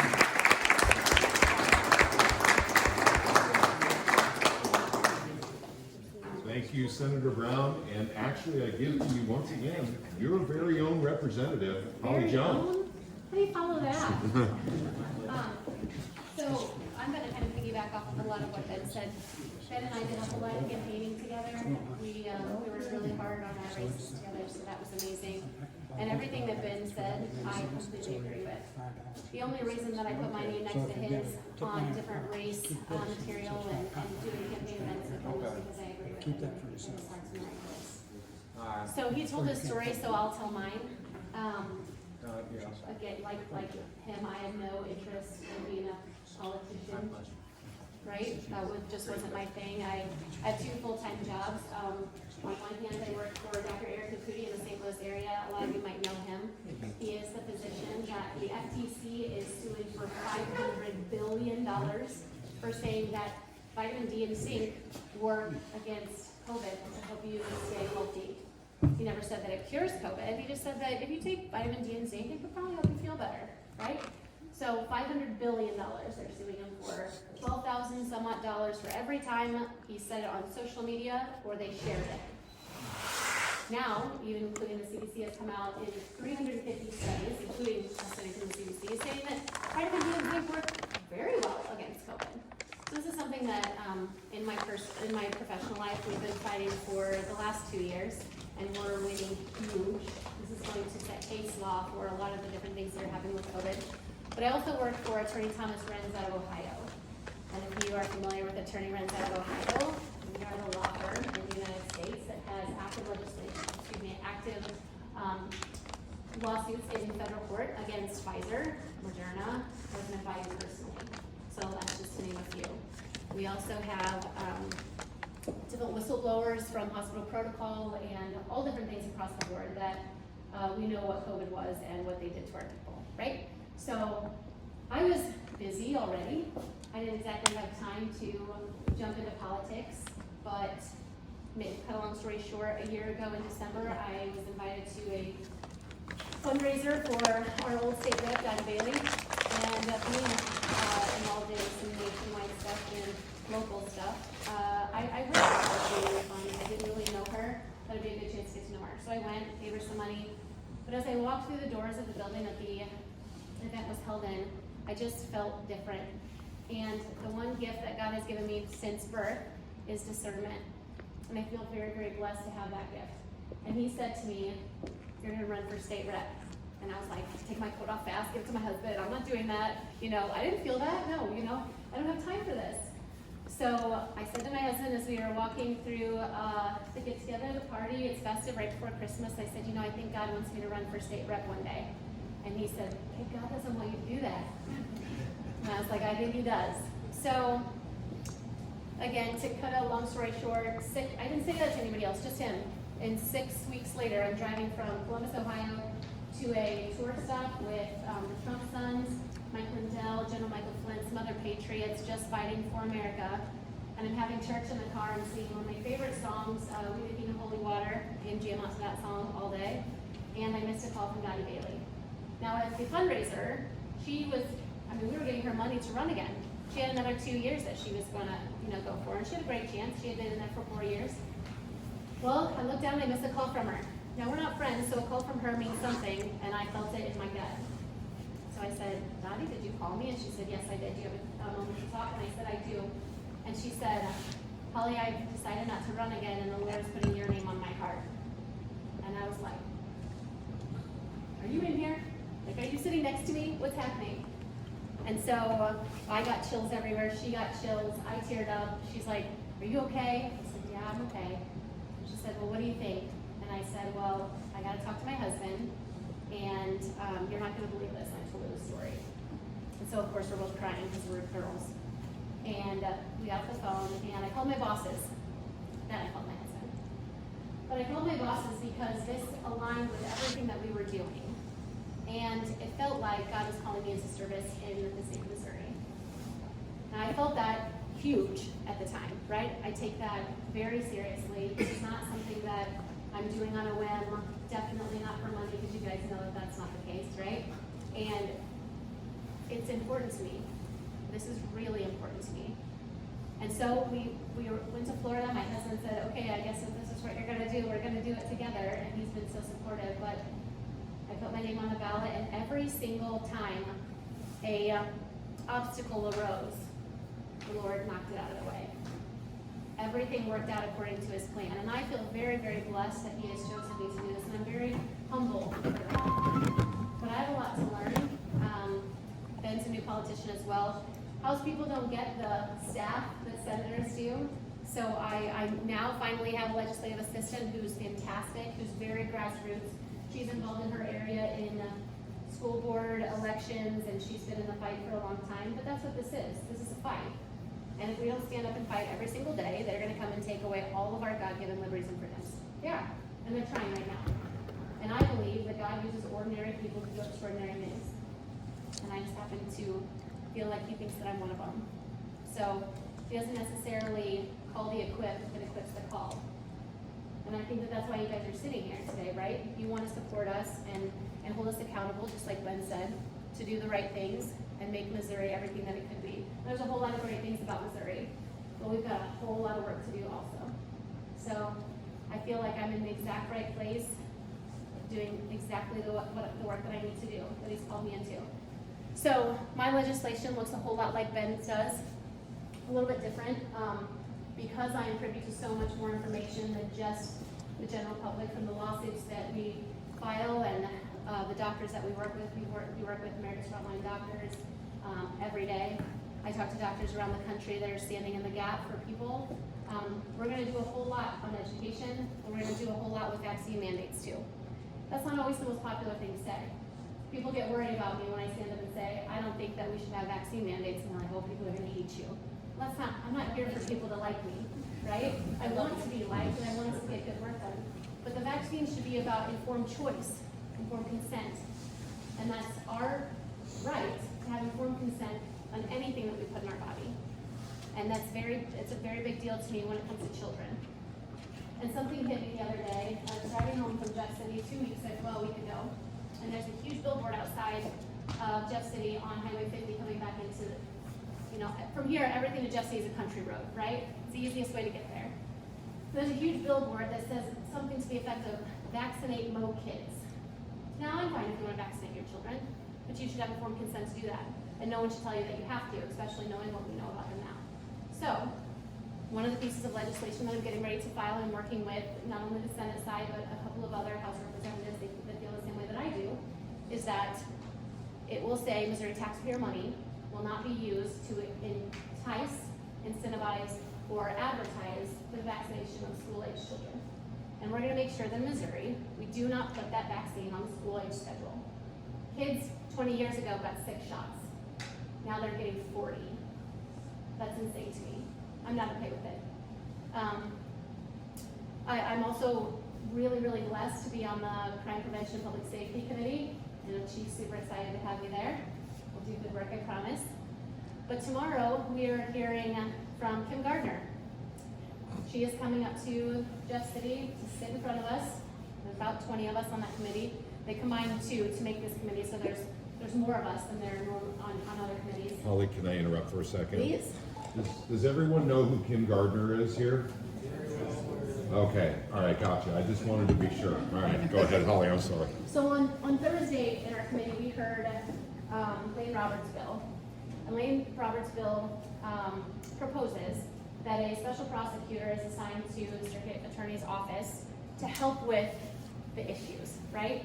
The PAW list, and Chief, if you can kind of correct me if I'm wrong, my terminology is not always great because again, the fire hose is constantly on.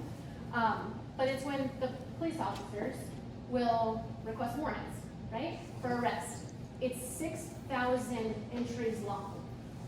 6,000. And the state has offered assistance to Attorney Gardner's office over and over. And in the committee, I asked, because they had told us she denies any assistance. And I said, well, why does she deny? What reason does she give? And they don't get a response. She doesn't say anything. So we've got criminals. This is something that we're dealing with here in Eureka, as well as my colleagues in other parts of St. Louis County, as well as St. Charles County, where adult criminals are paying minors to come into the outlying areas in the county, commit crimes, because they know that all that happens to those kids is they're shipped back to the city and released to their parents. Nothing happens. That's not okay with me. And that's not okay with the majority of the representatives on that committee. St. Louis is the most dangerous place. I just found all of this out. I knew we were dangerous, right? So I don't go downtown at night and walk around by myself. But I just found out statistics that were mind-blowing. And I know that God has given me that ability so that I can share that with all of you. St. Louis is 300 times more dangerous than Chicago for violent crimes. Chicago's scary to me. I mean, the mayor is scary. That's another story. But what we have to understand is that the state has offered to provide assistance to the city. She refuses. So she said that she wasn't given notice that there was a hearing.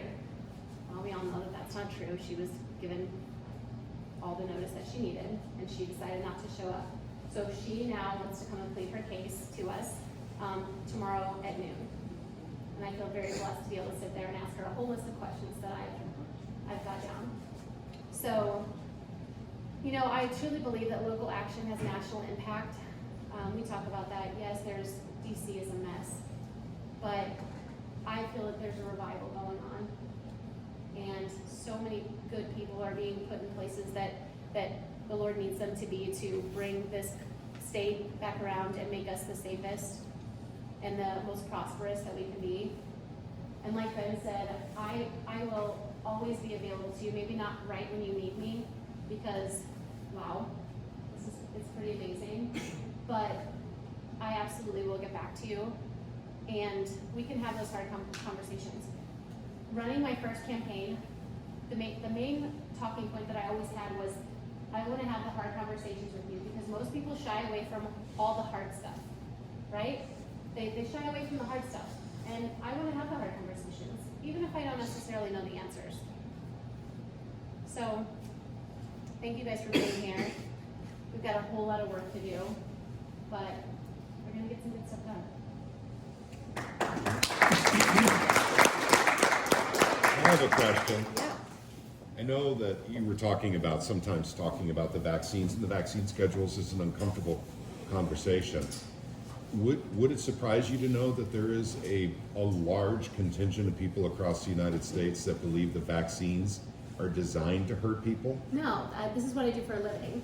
I literally work with the attorney that calls them death jabs, and we this is what we do. We get on a national stage and we talk about it in front of, I think streaming at that event, there's about 8 million people. And we talk about it loud, and you have to talk about it. But even amongst Republicans and God-fearing Christian people, it's not always the most popular thing. So, yeah, I mean, I'm with you. There are a whole lot of people that understand, and there's a whole lot of people that want to understand. So we're going to keep talking about it. And if you want to take it, that's totally up to you. Whatever you want to do, that's up to you. But you should have informed consent. And what doctors and hospitals didn't do is give you that. They didn't. Yeah. There's another aspect of that. I actually I got a home shot, did not want it, didn't want to have anything to do with it. There were people in my life that had elderly in their family spent a lot of time over it. One was 96, and the other one was like 94. And it wasn't an ultimatum that was given to me, it was a choice I made to get, which I now regret because I have things happening in my body. Mike will tell you about it. I get a little crazy sometimes. Anyway, which one? I wake up night sweats and stuff. I never had any of these issues. Arm hurts all the time. Wherever I got that shot, it hurts all the time. 24/7, hurts all the time. I wished I wouldn't have got it. But on the same token, I'm glad I did because people that are in my life. So that's the stress part of it. and that happened for most, right? But you know what the number one most motivating thing that they can use against you is? Fear. Yeah. Across the board.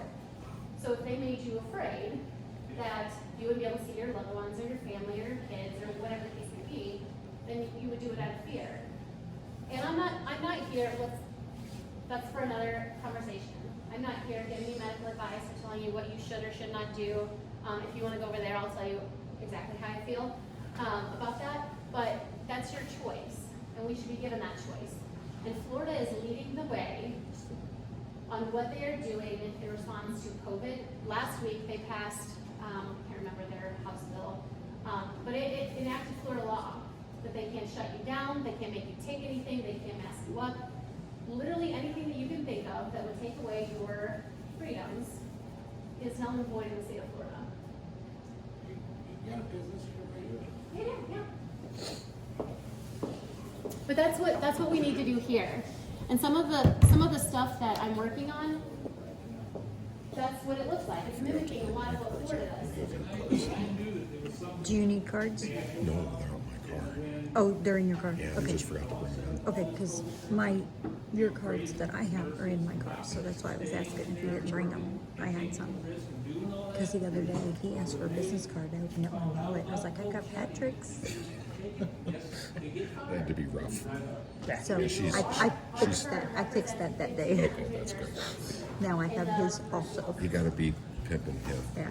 you know? At the time I got yours, he didn't have any, so you know. Gotcha, okay, I understand They are. And America is hiding. The mainstream media doesn't want you to know that, but we are. And even the small stuff should be celebrated. Because we are. Absolutely. Across the board. Absolutely. And people are waking up. And now, I didn't only come to go to Jeff City for this kind of stuff, but the school stuff is so important to me because I had 2 stepdaughters. But the way that I look at stepdaughters is that if I was willing to throw myself in front of a bus to save a child, they're mine in my heart. And I will do everything in my power to protect them. And that means y'all's kids too. We're in a time where if we don't stand up for each other, there'll be nobody left to stand up for. It sounds dramatic, and it sounds like, oh man, she might be a conspiracy theorist, but you know what the average time between a conspiracy theory and the truth is? About 2 weeks. Used to be longer. It did. Damn social media. Yeah. I know, I right? agree with you. For nothing else, for absolutely no other reason, forget about the vaccine. Just mandates coming from the federal government. You must do this or you lose your That's right. job. You must do this or you can't see grandma, you know, in the nursing home. Yeah. That is not America. No, it's not. It took a lot to get through all that time without getting anything. Yeah. Oh, Hmm? family, I've lost friends. We all have. Yep. Yeah. I have family who won't talk to me. Yeah. Yeah. But if they did it once, they'll do it again. Yeah, This is only a waiting period. They're gonna try this again. You guys know that, right? That's coming. I think so, too. That's closer than we actually think. That was just a trial run. Absolutely. Well, 100%. And the only thing standing in the way, I mean, Trump said it. I don't love everything Trump said, but his policies were top notch. But they're not after him. They're after you guys, and we're just standing in the way. And there are people, you know, I grew up in Washington. I'm nobody special, but I do feel anointed that the Lord has put me in this spot, and we are standing in the way. Ben is standing in the way. I promise you there are other state reps and senators and even legislative assistants that are standing in the way. So, the one thing that I do ask is, when you see people bashing good people that you know on social media, it's hard to stand up for somebody, but just give a little nudge, like, why don't you call them and find out? It's really difficult. I have really thick skin, and my husband always says, I can't believe that you can do what you do, especially in a national arena with like the different tour stuff that we're on and talking to different people. We have a Antifa show up at events. I mean, it gets ugly. But the one thing that is difficult is not being able to defend yourself. And if you do defend yourself, you don't have to have that kind of time. I can't sit on social media and say, why don't you call me and talk to me about this? Or honestly talk to every single person that thinks I'm doing the wrong thing. And it's wild to me that people do think that I'm doing the wrong thing after 3.5 weeks. I'm like, we haven't even been here long enough to really do any real damage, so give us a chance. But step up and stand in the gap for people. They need it. But we appreciate your support, and especially coming here and listening to us. And again, if you can't come to Jeff City, because I totally feel that I had no opportunities to run to Jeff City to talk about, you know, to sit and testify or talk to a rep. I was busy as busy can be, but I'm local. Ben obviously has a way larger territory than I do, but the district isn't that big. So give me a buzz, send me a text.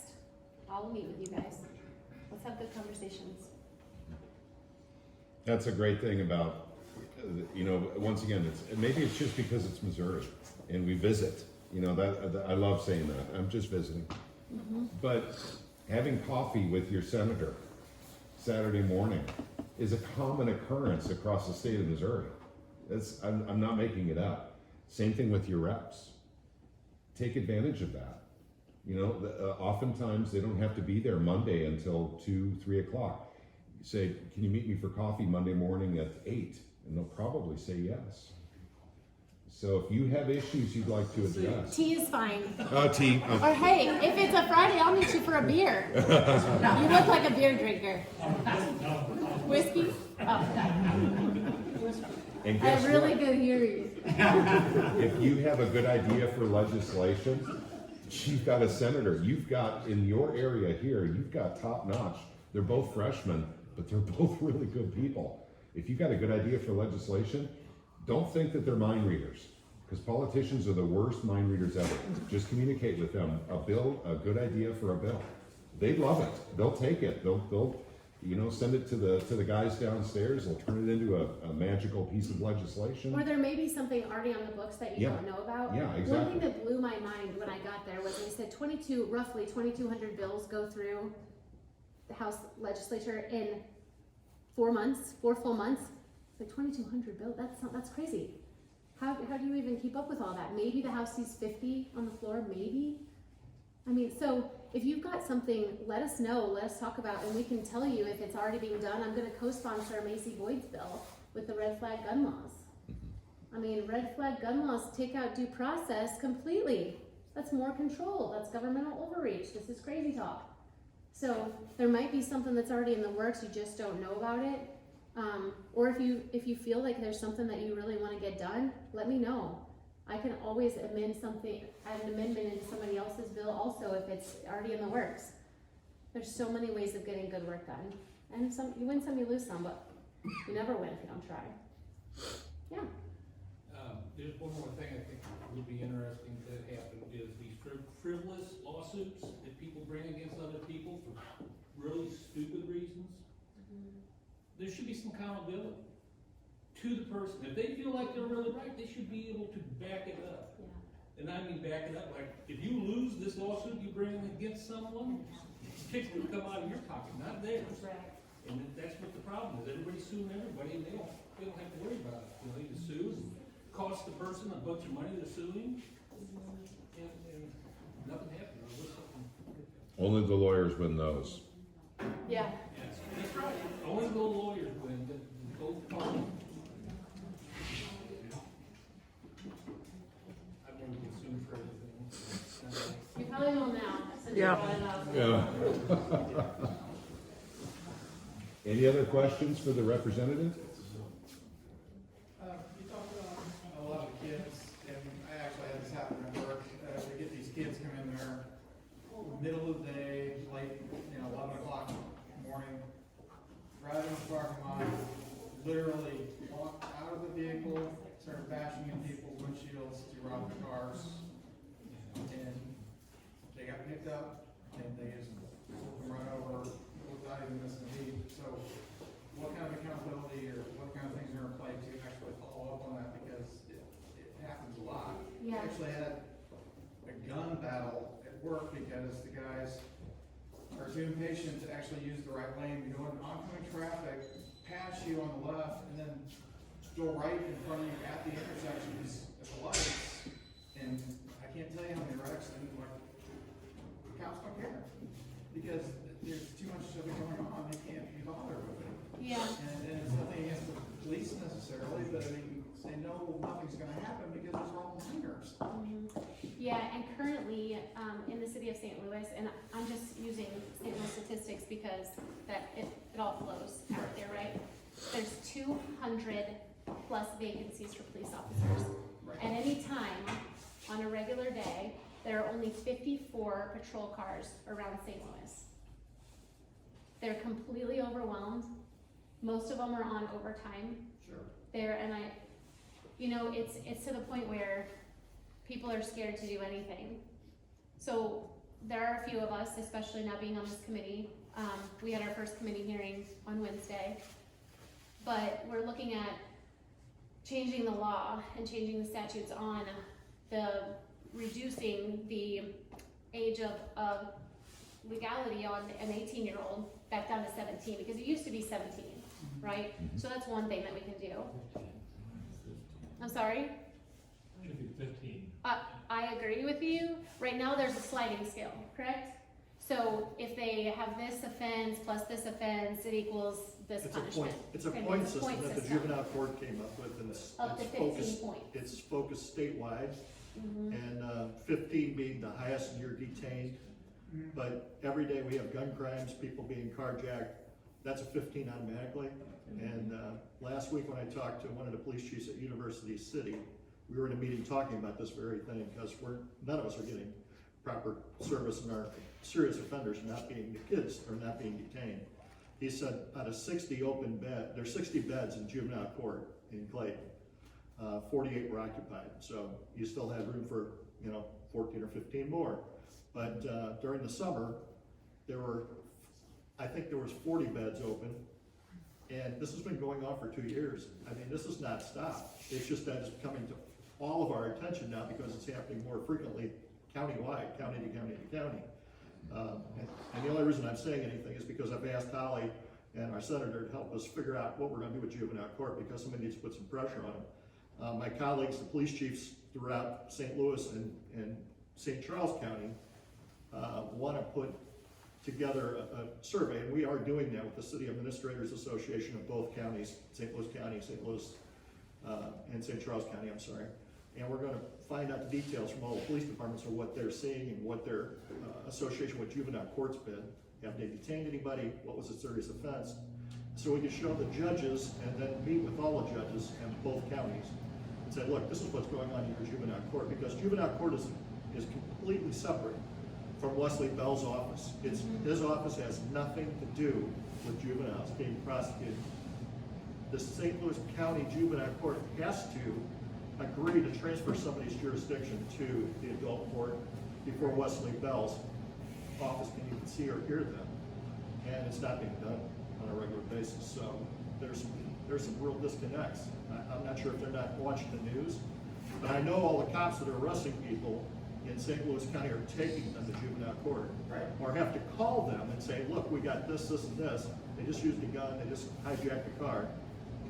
Let them go to their parents. That's the phone conversation we have. It's no different than St. Louis City. Parents then, or these are minors, I mean, what's going on there, I don't understand. Because if my kid robbed the place, they would come to me if they're a minor. I would Well, assume. we call juvenile court if we detain them first.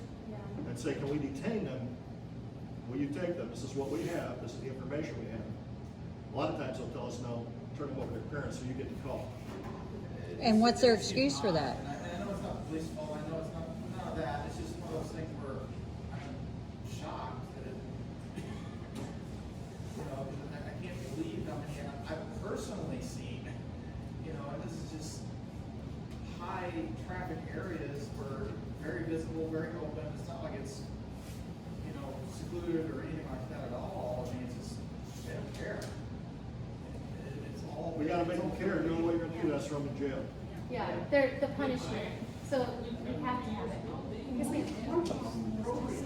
Community service, these kids on Saturday were picking up trash. You won't see that anymore. 100%. And that's one of the reasons why I want to talk to Attorney Gardner tomorrow. We're gonna get some answers on why are you refusing assistance. So, you know, I have mixed feelings on the bill that Lane Roberts proposes, because giving the governor and a special committee power to appoint someone, especially in an office like that, feels like a little bit of a governmental overreach. And I'm all about smaller government, not giving our government more power and basically do anything for us. However, we're at a point where something has to be done. And it doesn't just affect the city of St. Louis. So that's where most of this crime comes from. Not all, but a lot. So it makes sense, and we're gonna hear from her tomorrow. I'd love to provide you guys with an update as to how that goes. And I'm hoping that this goes to an executive vote and sits on the House, you know, gets to the House floor and we can vote on it. Because something has to be done. What would be another way to approach it then if you're worried about the overreach? You know, so instead of letting the governor decide completely, they have added something to let a committee of prosecutors select someone to go in. And I feel better about that than just allowing the governor to choose. So, at least it adds a couple more layers of. Incident Right. this past week where Yes, sir. a gal like. Yeah, they all are. So you can watch any committee Shot in the hearing, direction of just an go to officer house.mo.gov, and it'll say, there's a big box that says, gun. hearings, and then you just Pulls click over. on it, it starts at noon tomorrow, you can watch, you can hear her testimony, you can hear any questions that we will ask of her. Guns like kick her loose. Yeah, and then it's recorded, so you can always go back. I encourage you to go back and watch the hearing from last Monday night, or was it Tuesday, when they heard the trans bills and the trans in women's sports bills. That was interesting, to say the least. Yeah. Sorry. No, no. Going on that, it's brought up another topic, I think it's going to be. Do they address, they know the obvious, taking away the stuff from women, but, you know, any martial arts and stuff. Do you have a card? I do. I haven't. I'm sorry to interrupt you. Guys now, women, Fine. and they're actually doing physical sports, there's a lot of teams that are. That was, The past, just different. no, you're absolutely right. That was one of the biggest points that any anyone for these bills made was that putting a, let's say a trans woman or a male playing in a female, or trans male in a female basketball game, these women are gonna get hurt. I mean, biology doesn't lie. You don't change bone structure and muscle mass and height and speed. These are just things that God made men to be those things, right? So that was one of the biggest points that people in favor of this bill had made, because they were worried about females being hurt. And it makes a whole lot of sense. The argument on the other side against that is not exactly.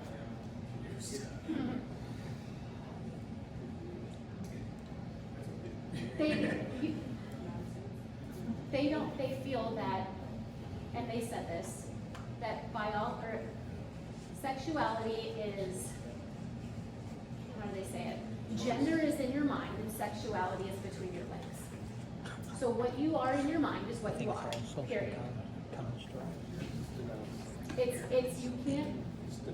It's almost like you can't argue with, because there's no way of convincing somebody that this sounds absolutely insane.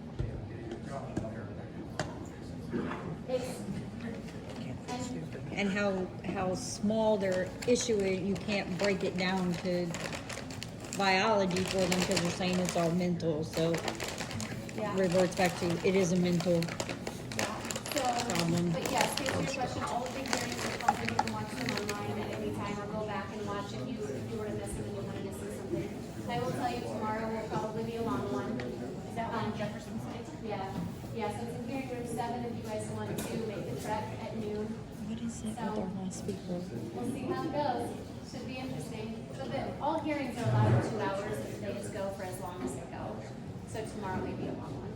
Is there anything in the works regarding actually trying to help the kids understand how much school is doing some of these things damaging their add that into the curriculum in schools? Do you mean on a? Not related to the gender thing, but related to just, politically all the damage is being done, and they don't realize all the rights that are coming. Teaching that skills, you mean? Like Adding it so they're understanding what they're being told. Because if I get a government class, it's very dry, it's already some sort of X, and a lot of kids tune out. Right. So is there a way to, or anything in the works to help them understand what this impacts, so they understand that? Because most kids don't care, it doesn't affect me now. Right. It affects me right now, I understand. It affects me right now, I don't care. not that I'm aware of, but again, there were 6 bills heard that night, and there could be a whole lot more in there as well. I would be curious to know. It's definitely not gonna make it curriculum, right? So I'm just getting a chill on the edit. You can't actually Consider giving one to that police chief. It's the mayor and the police chief. Yeah, mayor and the police chief. Those be interesting. Yeah. Possibly. I can definitely look at it. Yeah.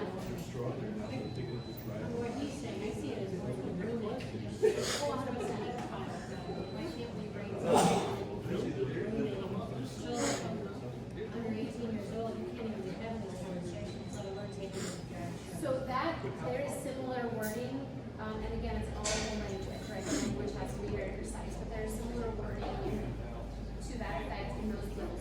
So it not only goes as far as the puberty blockers and the hormone supplements and those kinds of things, and as far as the actual genitalia mutilation, but it also talks about how far they can take it in a grooming setting. Is that kind of similar to what you were talking about? Yeah, just, there's a lot of avenues that I think we're lacking in education.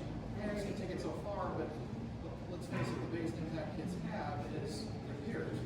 So they get so much social media input, it's overloaded in half. Yeah. And then the school is telling them this, and then they're tuning out most of it anyway because they don't care, it's not affecting them right that minute. Right. So anything that was directed in a little bit of a positive direction is a step forward. And I didn't know if there's anything that would suggest to get it from more local, where they're pushing it to go in that direction, just because, you know, my kids are growing up fine, but my grandson is just, he's 6 months, he's gonna be coming into the school more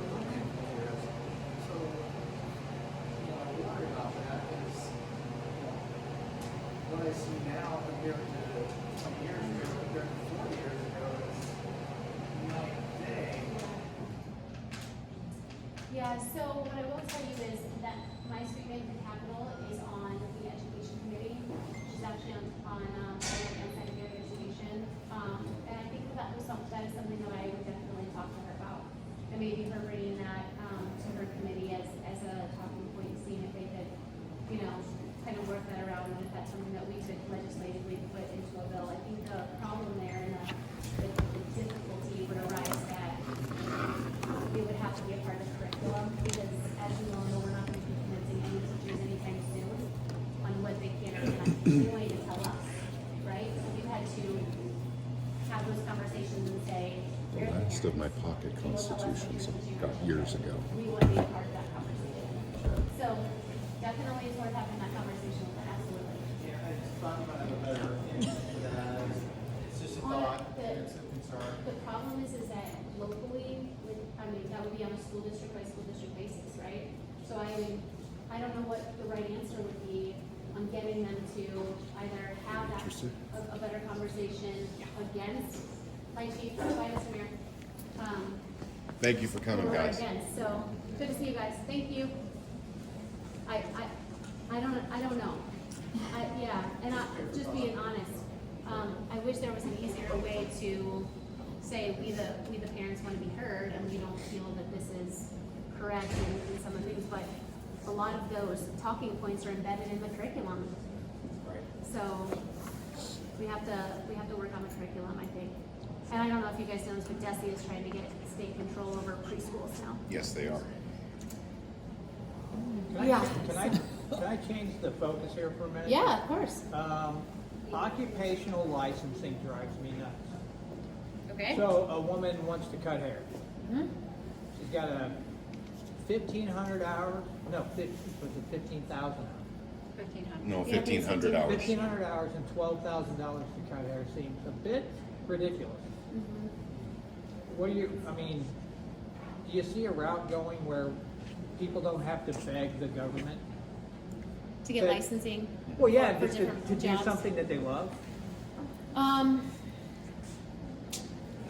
I don't know. I think it's all based on a sliding scale of what it takes to complete that job, right? So, where's the cutoff point for different licensing? So if it's hair or estheticians or whatever the case may be, Right.